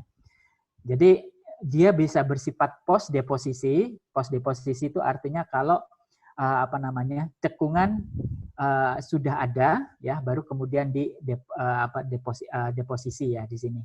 Jadi post deposisi itu artinya deposisi dulu baru cekungan terbentuk ya di sini. Jadi kita lihat maka akan ada yang erosi atau dia bersama-sama dengan sedimentasi. Jadi kita sebut sebagai sindeposisi di mana kita akan punya proses penebalan di bagian tengah cekungan dan menipis ke bagian tepi. Atau dia disebut sebagai predeposisi. Predeposisi itu cekungannya ada dulu baru diisi ya di sini. Maka kita akan punya karakter-karakter sedimentasi yang itu ditunjukkan oleh adanya seperti kipas aluvial runtuhan di sini ya. Jadi dia memang sudah ada tinggian di sana ya. Nah, jadi kita harus bisa mengakses apakah cekungan kita masuk yang mana. Karena ini penting, ini biasanya di dalam analisis cekungan jarang orang beranjak dari sini ya. Karena ini penting sekali untuk menentukan kapan sebetulnya tektoniknya bekerja ya di situ. Nah, ketika tektonik sudah bekerja, maka kita akan bisa membagi stratigrafi yang menyusun cekungan tersebut menjadi 3 kelompok, yaitu kelompok pre-reef atau sebelum cekungan di situ. Ini disebut juga sebagai post deposisional ya. Kemudian ada kelompok sidrift ya, dan ada kelompok post-reef. Jadi ketiga kelompok ini yang kita sebut sebagai tektonostratigrafi. Nah, untuk klasifikasi cekungan kita bisa mengacu Kingston tahun 83 ya di sini.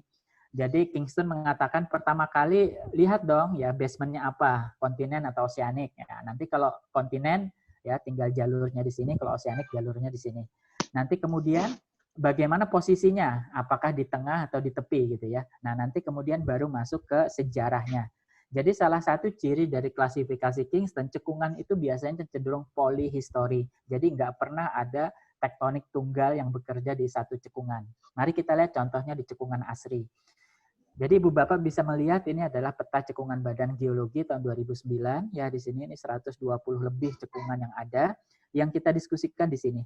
Nah, ini kalau Ibu Bapak lihat cekungan ASRI ini, dia kelihatannya memiliki pola seperti meratus ya. Dia terhubungkan dengan cekungan pembuang di sini ya, di situ.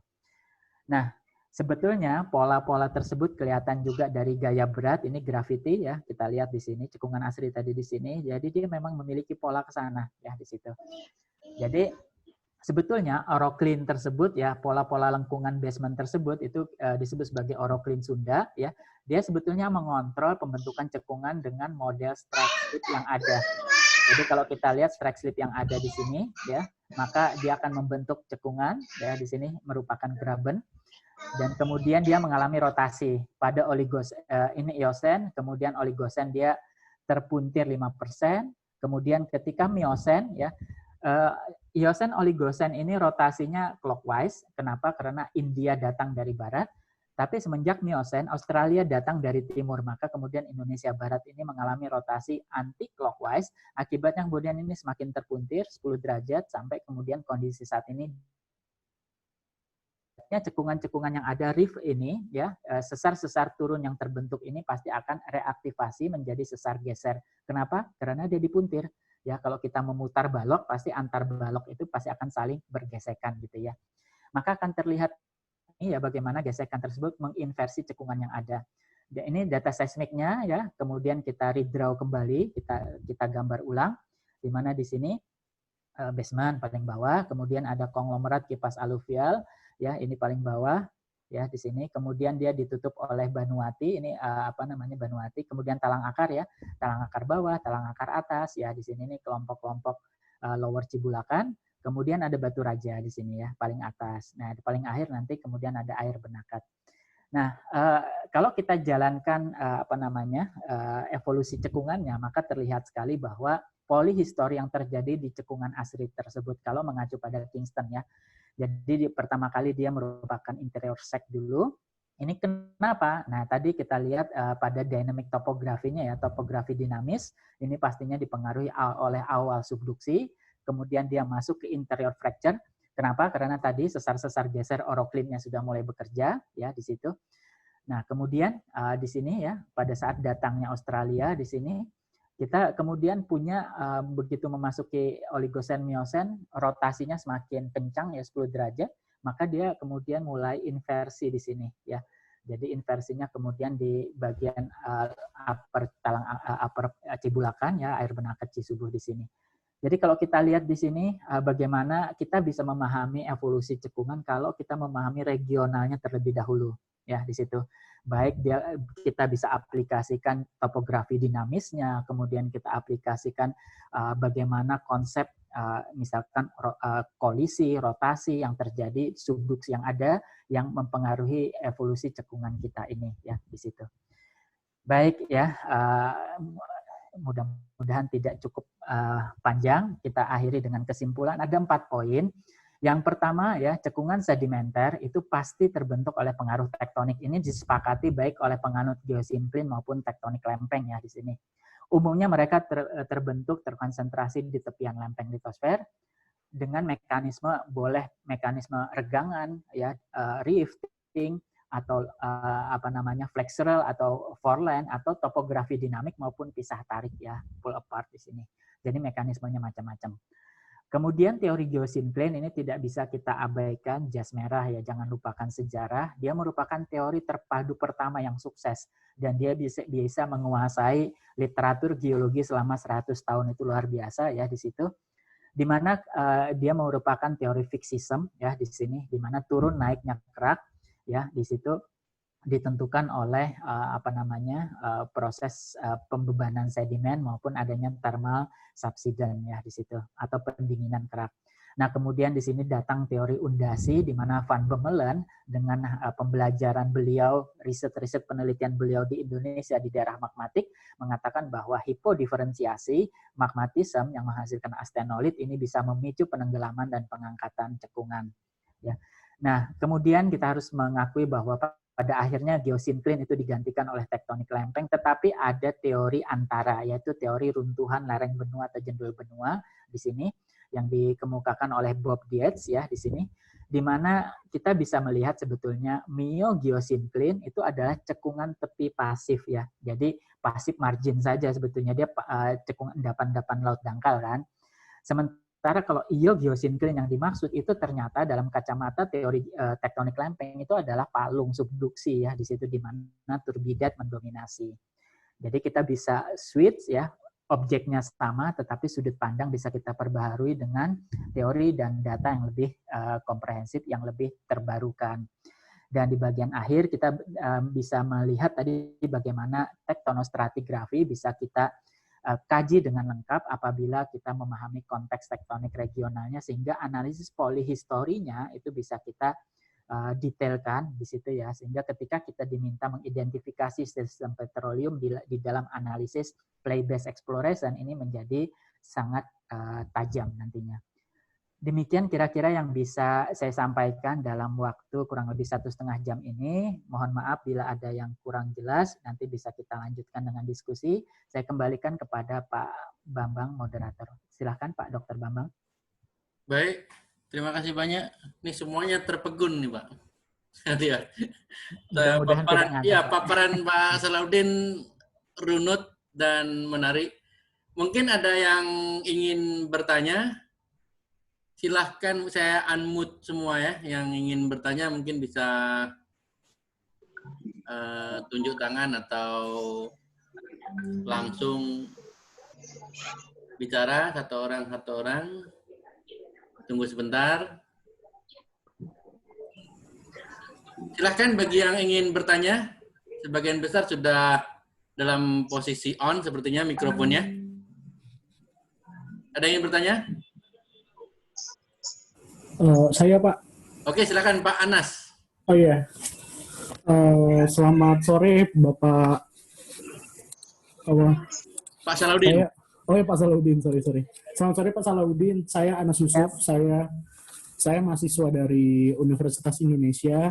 Kebetulan juga sedang menulis tugas akhir ya tentang basin modeling, yang dimana memang sangat penting untuk memahami teori tektonismenya juga.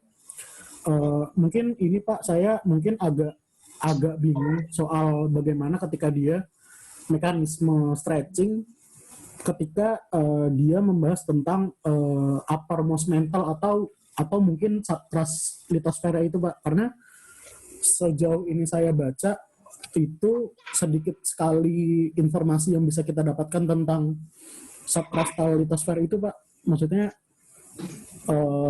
gimana ya, jadi saya agak kesusahan karena secara regional sebenarnya data-data untuk subkrustal litosfer itu susah didapatkan. Nah, saya bingung untuk pendekatannya itu sih Pak. Mohon di ini. Yang itu Mas Anas, apa namanya? Yang rifting model ya? Iya Pak, modelnya McKenzie. Oke, makasih. Ya, makasih Mas Anas. Terima kasih pertanyaannya. Jadi memang betul sekali ya. Jadi kita harus punya data subcrust-nya ya di situ. Dan ini memang biasanya mengandalkan seismik dalam. Jadi memang bagaimana kita tahu model mana yang valid itu.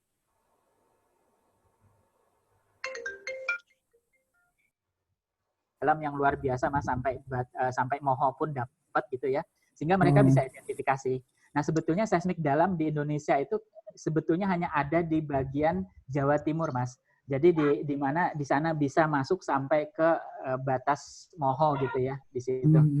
Jadi seismik dalam. Nah, itu memang kalau kita lihat publikasinya Granat, jadi nanti silahkan Mas Anas browsing. Itu kelihatannya model yang diacu juga nanti ke Pure Shear juga untuk yang di Jawa Timur.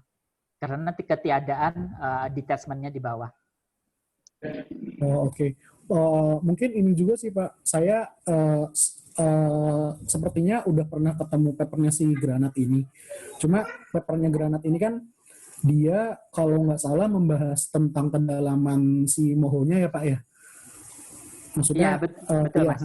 Betul. diferensiasi kedalaman WoHo. Sedangkan ketika kita membahas tentang model yang dibuat oleh McKinsey, kita sangat membutuhkan seperti data-data ketebalan si uppermost mantelnya atau subcrustal lithosfernya, dan juga kita butuh data-data seperti data itu Pak. Jadi mungkin saya bingung karena kebanyakan yang didapatkan itu hanya data MOHO-nya, jadi kayak permukaannya aja, terus bagaimana determinasi untuk beta dan thickness-nya gitu Pak. Ya, makasih Mas Anas. Ya, terus terang saya juga biasanya sih kalau data-data itu ini kelihatannya Mas Anas arahnya ke Bayesian modeling ya. Jadi itu memang biasanya pendekatannya pendekatan data regional aja. Jarang kita bisa ketahui data itu di satu cekungan secara spesifik di situ. Jadi pendekatannya bisa pakai nilai empirik sih Mas. Khusus untuk paparan Sunda itu kebetulan Indonesia Barat ya itu sudah ada datanya di Australia. Jadi biasanya tinggal mengacu itu saja. Memang kelemahan kita data kita tuh resolusi paling bagus cuma sampai batas MOHO ya.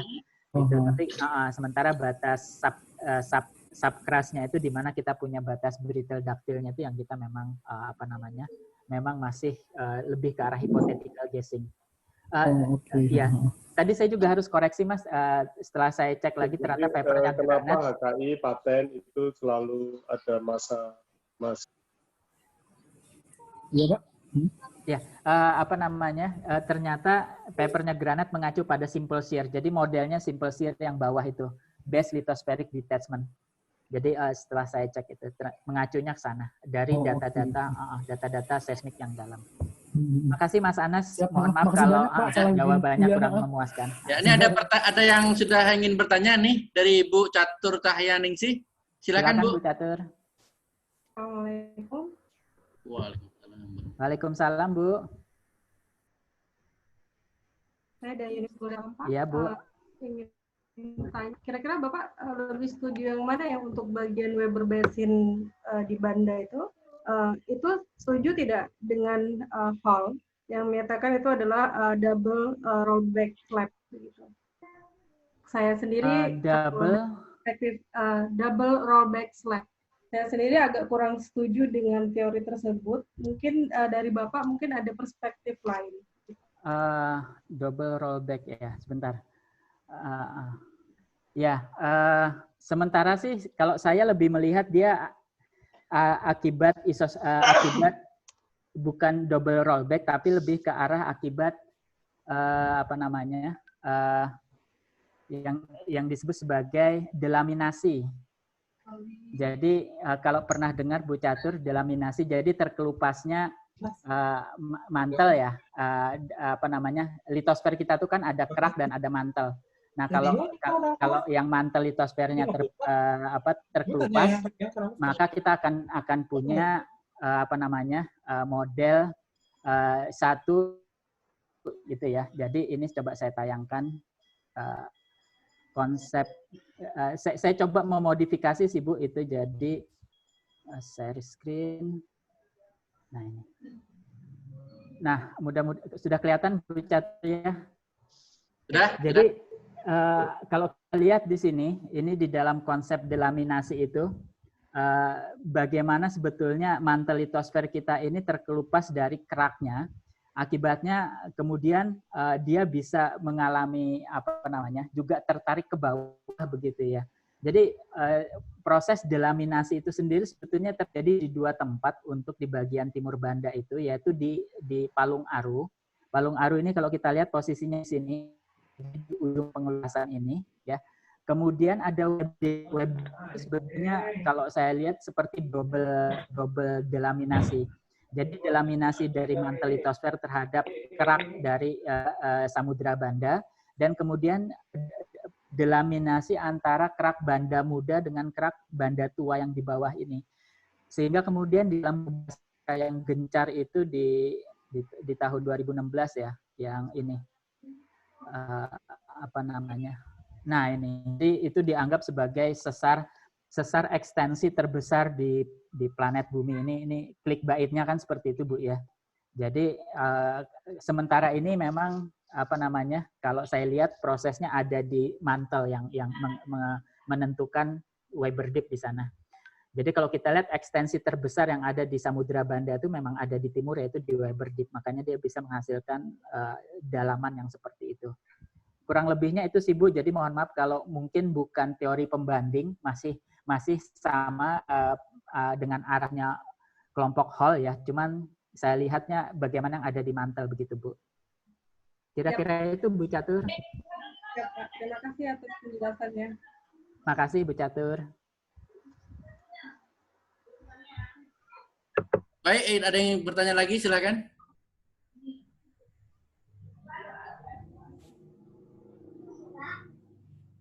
Nggak ada. Mungkin sedikit Pak. Pak Udin mungkin bisa mengaitkan yang Oroklin Sunda tadi dengan Robert Hall tuh matching nggak ya? Kalau kita lihat di Robert Hall kan dari itunya, dari simulasinya itu ya? Enggak Pak, enggak bisa masuk. Itu. Jadi kalau coba saya tunjukkan Pak ya. Jadi itu memang apa namanya, harus masuk ke teori alternatif, bukan dari kelompoknya apa namanya Robert Hall lah Pak, itu kalau pengen ke sana. Jadi kalau saya coba bayangkan ya, jadi di sini screen, setidaknya ini mengindikasikan ini Pak, apa namanya? Belum screen Pak. Sebetulnya geologi kita itu belum selesai. Baik Pak, jadi mungkin kita harus mengakui bahwa yang pertama kali mengidentifikasi oroklin itu kan adalah guru besar bersama kita Prof. Katili ya, almarhum. Di mana beliau mengatakan oroklin yang ada itu sebetulnya adalah kontinuasi dari busur-busur magmatik ya di situ, baik busur granitik, terutama dari busur granitik dari subduksi ganda yang berlangsung di Indonesia Barat. Nah, ini kenapa tidak bisa masuk? Karena Robert Hall itu memisahkan Kalimantan dengan Semenanjung, Malaysia, dan Sumatera, Pak. Jadi sementara kalau seperti ini, maka mereka menerus gitu ya dalam apa namanya, dalam busur yang sama. Jadi mestinya posisi Kalimantan itu sudah ada di tempat, tidak seperti di dalam konsepnya apa namanya. Saya coba punya apa namanya. Nah ini ya. Jadi kalau kita lihat Robert Hall itu, jadi dia memisahkan Kalimantan Pak ya. Jadi di sini kalau kita lihat bagaimana kok sambungannya terpisah. Padahal kalau dari data busur magmatiknya Pak Katili kan nyambung ya dari Sumatera sampai Kalimantan. Nah sehingga sebetulnya ini challenge juga bagi modelnya Robert Hall. Kenapa? Karena busur magmatik itu juga valid juga.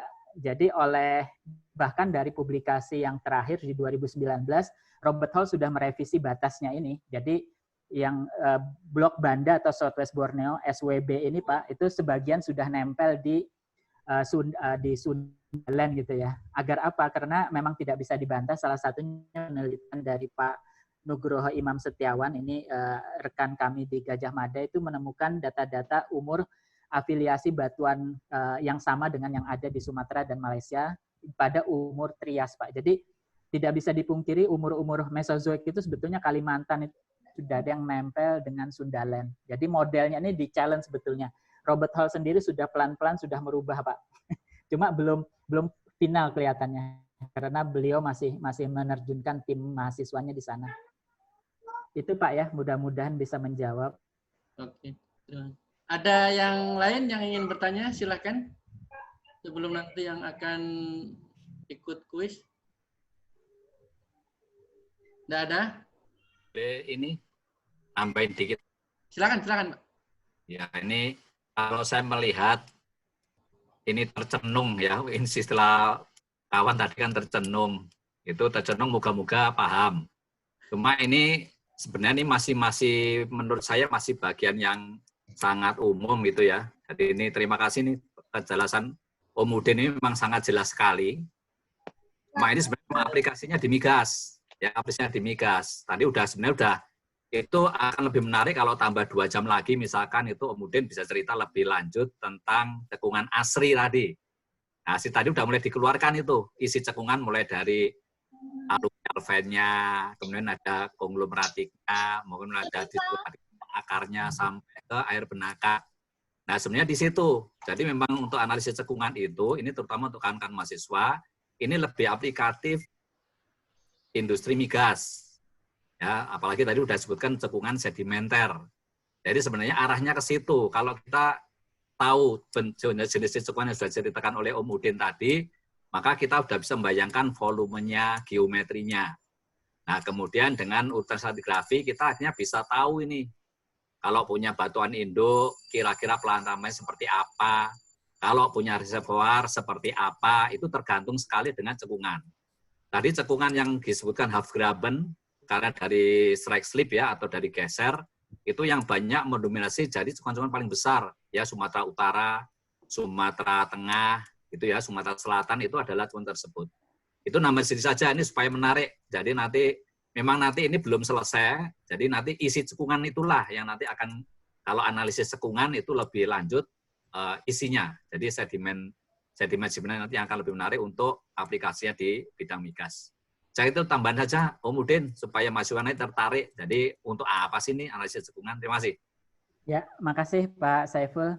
Tadi sudah dijelaskan di slide awal, Pak. Jadi ada batasan juga di dalam diskusi kali ini. Jadi atau materi saya karena memang tidak bisa sampai ke sana. Apalagi memang kalau sudah menyentuh ke tahap aplikasi, saya rasa seperti Pak Ipul yang memang lebih banyak praktisinya, lebih pas Pak nanti menyampaikan bagaimana aplikasi dari knowledge ini ke sana. Jadi saya sebatas memberikan basic saja Pak mengenai mengenai bagaimana kita melihat hubungan antara tektonik dan cekungan dan mengaitkan dengan satu teori yang sudah lama terlupakan Pak, yaitu teori geosinkline. Oke, makasih Pak Ipul ya. Ya. Sama ini saya juga ingat nih Om Udin, nambahin saja ya, karena beberapa waktu lalu ya, ini Om Awang, kita tahu semua ya Awang Harun, itu sudah pernah begini memang. Jadi memang namanya juga teori ya, teori tektonik lempeng itu sekarang itu memang semua orang percaya.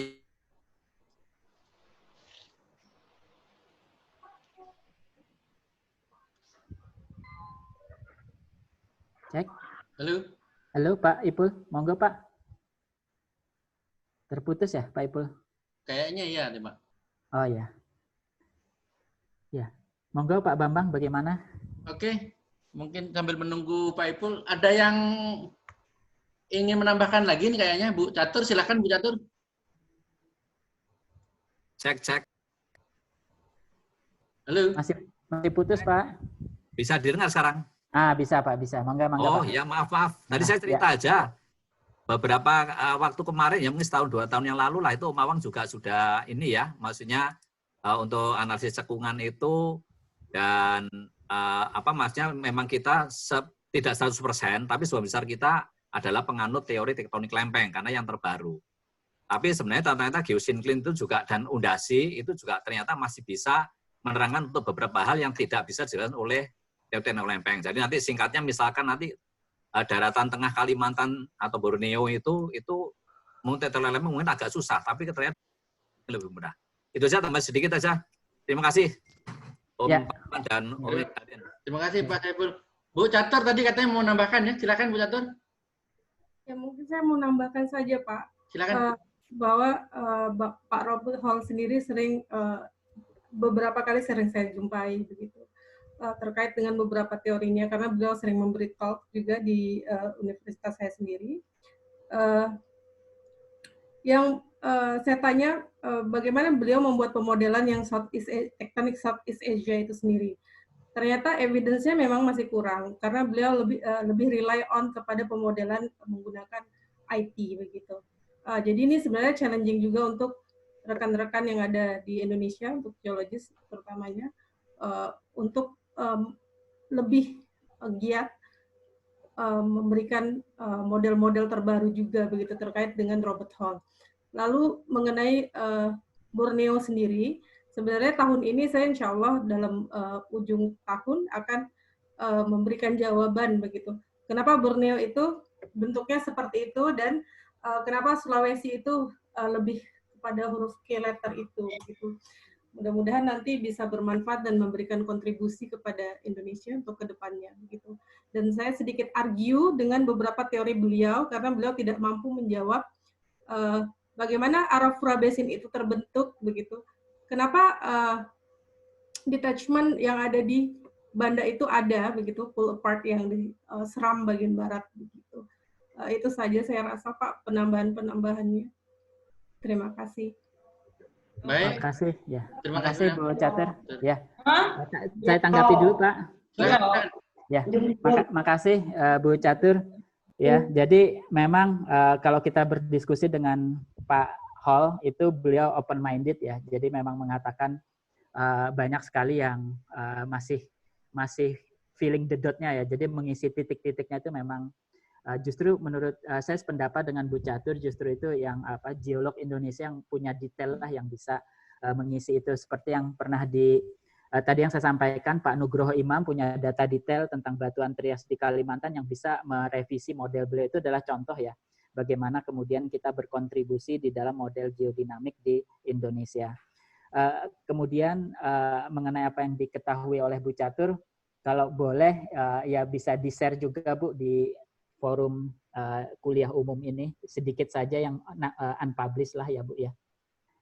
Untuk Pak Ipul, terima kasih Pak Ipul, Pak Saiful tadi yang disampaikan Pak Saiful yang disampaikan oleh Pak Awang tadi lewat Pak Saiful memang benar, dan sebetulnya kita sudah masuk ke teori baru Pak Ipul, tadi sudah di awal saya sampaikan di slide awal bahwa sekarang orang sudah memasuki teori whole earth, di mana kemudian bagaimana teori undasi, jadi magmatisme itu sudah diakomodir Pak.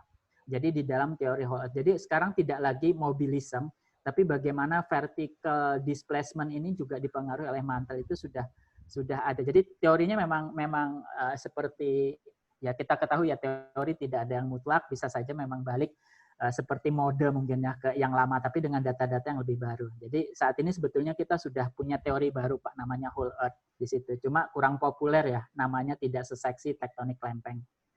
Makasih Pak Saiful dan Bu Catur. Saya kembalikan ke Pak Bambang. Baik, terima kasih banyak. Tadi ada yang ingin menambahkan tadi, Haris ya? Haris ingin bertanya atau apa tadi? Halo Haris. Oh, Haris ya. Oh, nggak ada. Ya, kita mungkin cukup sampai di sini saja. Terima kasih banyak paparannya Pak Udin, sangat menarik. Banyak yang lama Pak dan Bambang. silakan. Kita ada kuis Pak. Ya, ya. Oh ya. Saya masih ingat. Untuk yang ikut kuis ya. Ini mungkin Pak Udin sebentar lagi akan dibuka langsung atau 15 menit ke depan? Saya tayangkan aja Pak, jadi nanti langsung masuk ke link tersebut untuk berkuis ria Pak. Oh, oke. Ya. Silakan ditayangkan untuk yang peserta kuis. Baik Pak. Ya. Makasih Pak Bambang. Ibu Bapak, adik-adik yang mengikuti kuis, berikut akan saya tayangkan link. Kemudian untuk Ibu Bapak yang tidak mengikuti kuis, mungkin bisa masuk ke tautan materi di Google Drive yang saya share ini, jadi bisa mengunduh materi PowerPoint saya ini. Jadi silahkan 15 menit ke depan bagi yang mengikuti kuis. Jadi itu linknya mudah saja, Geosyncline SH. Sementara yang ngambil PowerPoint bisa Geosyncline Asproditegi. Dipersilahkan 15 menit ya Ibu Bapak. Kalau ada kesulitan dengan link, mohon disampaikan. Maksudnya 15 menit nanti atau dari sekarang 15 menit, Pak?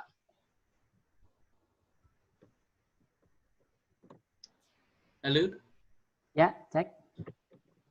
Akan dibuka dalam waktu 15 menit nanti atau sekarang? Sekarang, Pak. Sekarang.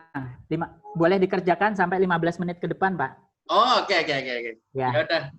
Biar nggak lupa Pak, jadi langsung dikerjakan saja. Langsung dikerjakan ya. Yang ikut kuis silahkan masukkan link yang tersebut di atas untuk mengerjakan kuis yang diberikan oleh Pak Salahuddin Hussein. Waktunya dari sekarang hingga 15 menit ke depan. Bagi yang lain yang ingin mendownload materi yang diberikan oleh Pak Salahuddin, silahkan juga dengan tautan yang ada di bagian bawah. Ada yang bertanya nih Pak Udin. Ya, silahkan Pak. Mohon maaf Pak, link materinya butuh izin akses. Izin akses. Harus Kalau gitu saya- login Google dulu mungkin ya.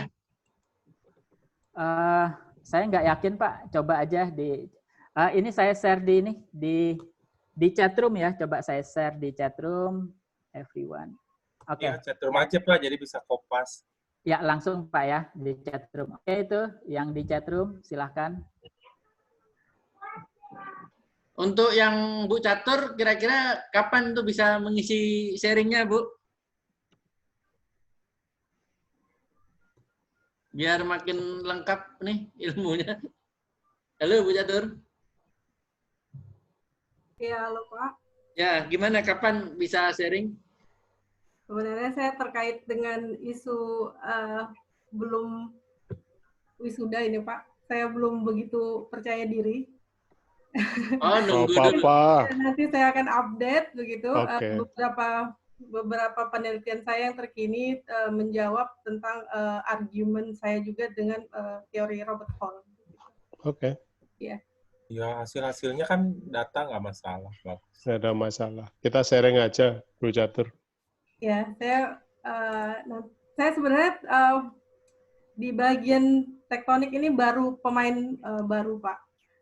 Sebelumnya Pemain baru itu biasanya bagus loh malah. iya, jadi kurang percaya diri saya. Kalau Iya. smash-smashnya tuh menukik Pak, biasanya pemain baru. Iya, betul sekali Pak Udin. Di sini Tidak ada terduga. Bu Dewi Savitri, ada Bu Novi, ada Prof. Tanto, ada Pak Budi, ada Pak Jarot, ada siapa lagi nih? Bu Ada Bu Magdalena Ritongai dari Asria. Jambi ada? Mas Ria, ada Mbak Lena. Monggo kalau kita mengharapkan peran Bapak Ibu untuk kuliah umum, nanti mendaftar lewat teman-teman di Asprodi WA ke saya boleh, WA ke Pak Asvan boleh, Pak Udin boleh, Pak Bambang juga boleh. Pak Udin ada yang tanya tuh Pak dari Iya. Haris Ya, di chat. mengenai linknya Pak ya. Iya nih. Mungkin yang di drive-nya di-share dulu Mas, share untuk umum tanpa perlu akses, bisa itu. Oh, kalau yang soal kuis, yang kuis. Enggak, yang materi Mas. Yang Materi, materi ya? memang perlu akses, perlu Oh, izin oke. akses. Jadi di Kalau kuis bagaimana kalau kuis? Nggak ada yang tanya nih? Kuis bisa kayaknya diakses Oh, kuis langsung. bisa. kuis Oh, jawabannya oke. apa ya gitu pertanyaan saya. Mas. Tadi sudah saya kode Pak. Kalau bolak-balik saya jelasin soal tuh Pak. Oh gitu, siap. Oke, saya coba buka ke itu Google Drive. Tapi ini rekor paling banyak peserta kuis nih. Berapa? 15. Semua ikut ya? Bagus lah, ide bagus Tertinggi. itu. Bagus. Link yang materi yang mana sih? Link yang materi yang ini Link yang materi. diposting sama Pak Samsu, Pak Belum Ipul bisa. sama Pak Itu Udin. keliru. Di Yang Gisin materi yang Clean terakhir SH. itu justru malah kuis juga itu. Yang Enggak, atas yang bukan Gisin ya? Clean SH.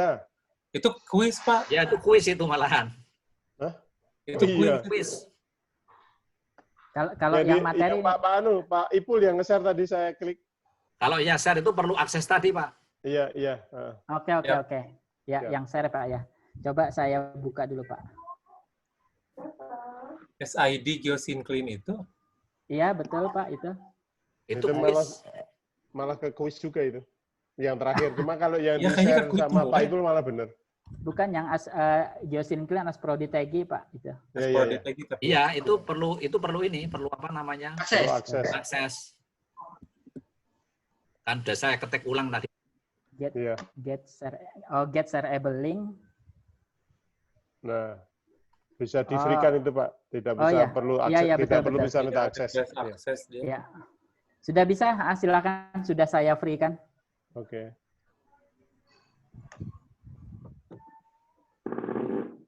Mohon dicoba Ibu Bapak kalau yang itu. Sudah bisa Pak. Sudah bisa ya? Oke. Alhamdulillah bisa. Oke, makasih. Yang Makasih, mana Pak. yang akses? Yang Asprodi lagi. Oke. Yang Asprodi-Tagi Gaussian Klein. Oh, sekarang nggak perlu akses lagi ya? Iya. Iya Pak tadi. Saya lupa ternyata masih Oke, makasih. masih belum dibuka.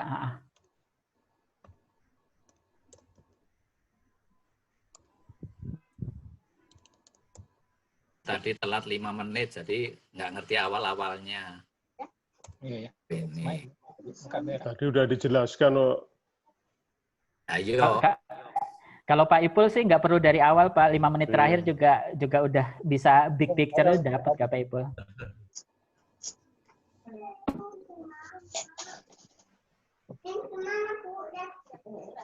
Ini ada anak kecil. Suara. Jadi lucu.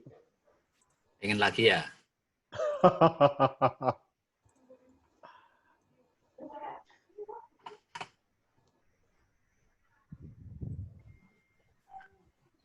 Pak Ipul, gimana? Lanjut yang kedua terus dikirim terus, Pak? Mana? Untuk kata Pak Ipul kan mau seri kedua tuh, lanjutan yang kemarin. Malah pendahuluan dari kemarin sebenarnya. Mundur aja. sedikit. Melengkapi lah. Teori dasar. Iya, boleh-boleh aja. Itu touring ke ekskursi itu. Ekskursi requisite.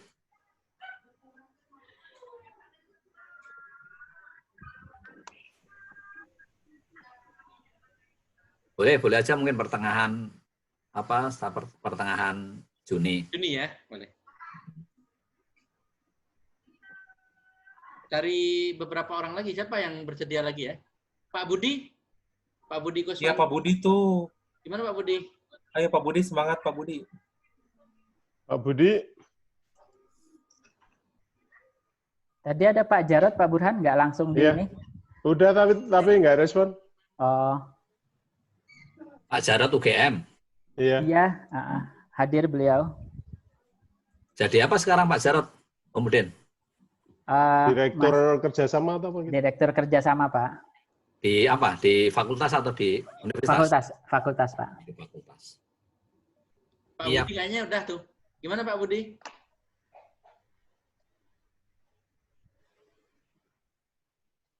Pak Budi Kuswan Susilo? Mungkin nanti digabungkan berurut dengan yang Pak Saiful kan?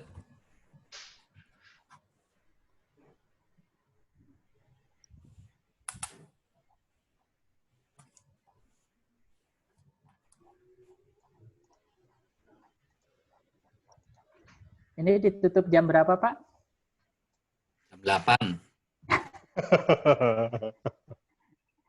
Kalau kuis saya buka aja nanti sampai 10 sampai nanti dapat semua yang ikut.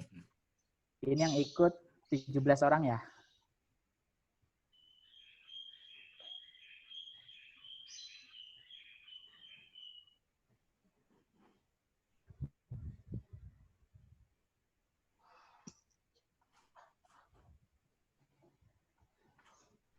Ini Pak Jarod nih. Assalamualaikum Pak Jarod.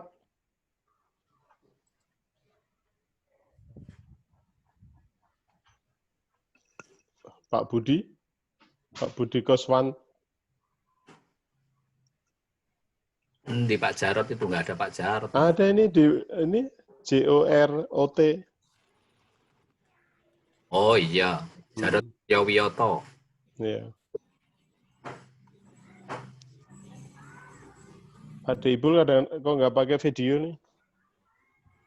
Mana Om Jarod?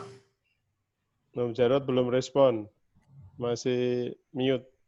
Om Jarod itu zaman saya baru aktif di IAG itu teman kalau dari UGM Pak Jarod waktu itu. Iya benar. Pak Jarod itu awal-awal 90-an lah, 90 berapa. Iya, yang aktif.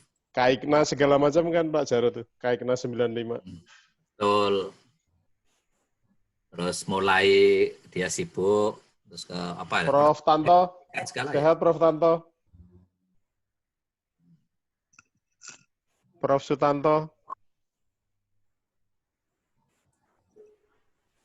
Prof Tanto Rabu. Itu Pak Tanto. Prof Sutanto UPN.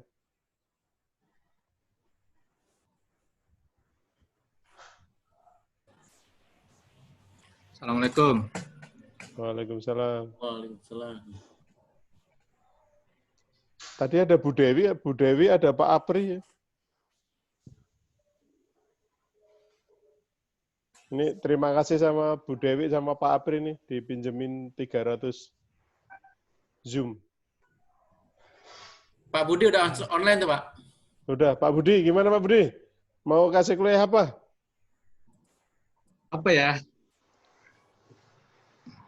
Nanti mungkin geologi lingkungan deh. Boleh. Itu belum ada kemarin. Siap. Iya, itu belum Ditunggu, pernah ya. ada tuh. Bagus tuh. Bagus. Bu Dewi. Assalamualaikum Bu Dewi. Pak Budi Apri kapan kasih geolistrik, jadwalnya? Pak Apri. Ntar kalau sudah dibuat Pak Arman ya. Kasih geolistrik. Tapi harus cepet-cepet atau nanti sudah dibuatnya masih lama gimana? Ini ada juga mahasiswi Unpad. Siapa? Itu Riana, monitor atau tidur itu? Izin sholat maghrib dulu, Pak. Monggo. Oh, kamu di Jombang ya? Di Bondowoso. Oh, di Bondowoso. Ya. Jawa Timur udah maghrib ya? Sudah. Pak. Ada Riana tadi yang resen. Ada Pak siapa Bu Riana? Monggo Bu Riana. Ketekan tadi, Pak. Nggak apa-apa Riana, tanya aja. Itu Om Udin, Om Bambang, Om Burhan itu orang baik-baik kok. Pak Udin ada yang tanya tuh soalnya berapa deh? 10, Pak. Oh, 10. 10. Ya, soalnya 10. Pak Tanto. Assalamualaikum. Pak Burhan. Assalamualaikum Prof. Sehat? Sehat-sehat ya. Alhamdulillah. Nih, Ya. Alhamdulillah nih Prof. Tanto bisa gabung dengan link Ya, ini. baru saja tadi ya. Alhamdulillah. Ada kuliah yang bisa di-deliver, Prof? Belum. Nanti kalau ada saya beritahu ya. Siap, Prof. Makasih, Prof. Yuk. Hati-hati loh Pak Burhan. Apa?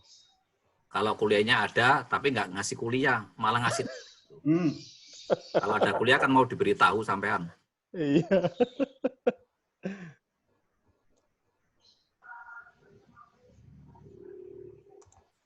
Itu ada Mbak Novi kan, dosen struktur yang teman-teman mahasiswa kan butuh Mbak Novi.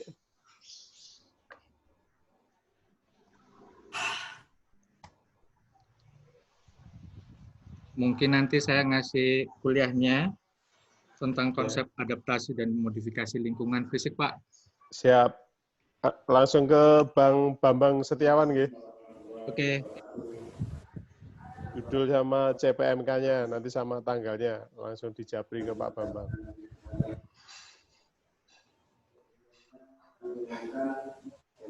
Kalau tanggal berikutnya Rabu depan kan, Pak ya? Iya, betul, Rabu depan. Nah, Rabu depan Pak Budi. Wow.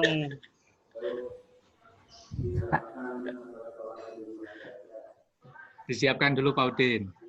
Jadi, Siap.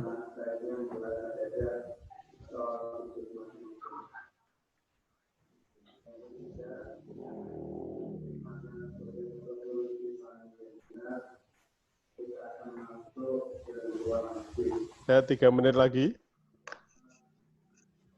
Ya, nggak apa-apa nanti ini baru masuk 6, Pak, yang ini kuisnya. Jadi nanti saya tunggu sampai masuk semua, nggak apa-apa. Oke, siap. Di close dulu nggak apa-apa, di close dulu. Oke. Ya udah kalau gitu silahkan Pak Burhan, mungkin ada mau disampaikan. Oke, terima kasih Bapak-bapak, Ibu-ibu dosen.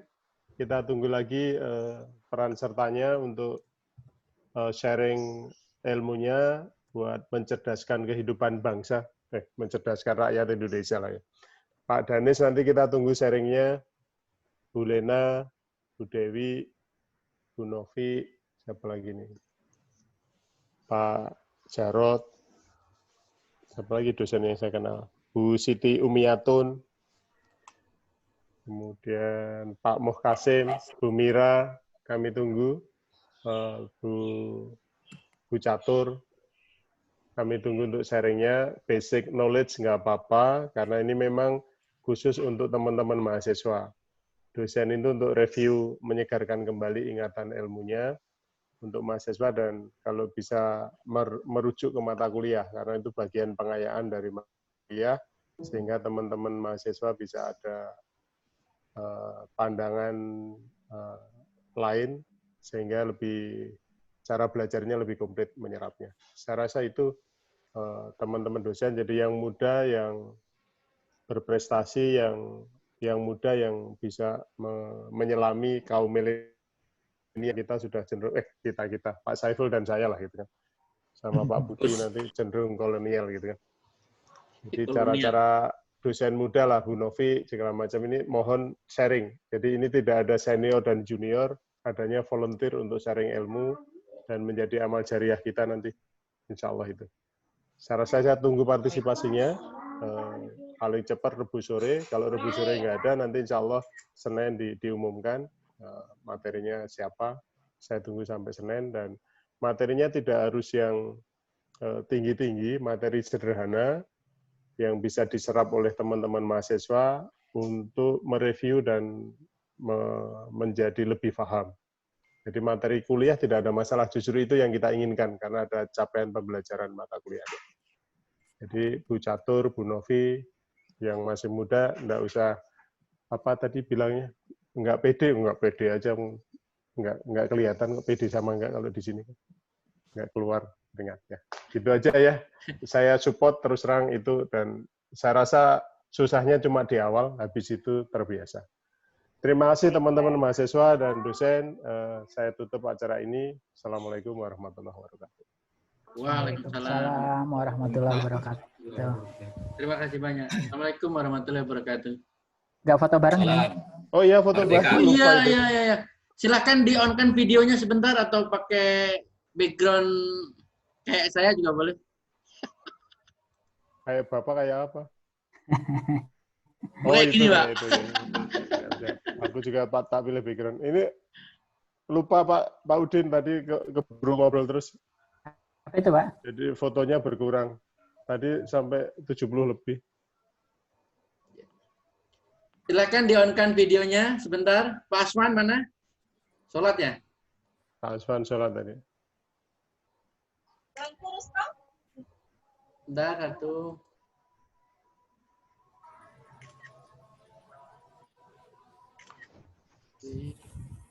Terima kasih banyak. Saya mohon maaf jika ada kekurangan. Mudah-mudahan bisa bermanfaat untuk kita semua. Assalamualaikum warahmatullahi wabarakatuh. Waalaikumsalam warahmatullahi wabarakatuh. Terima kasih Pak Bambang, Pak Burhan.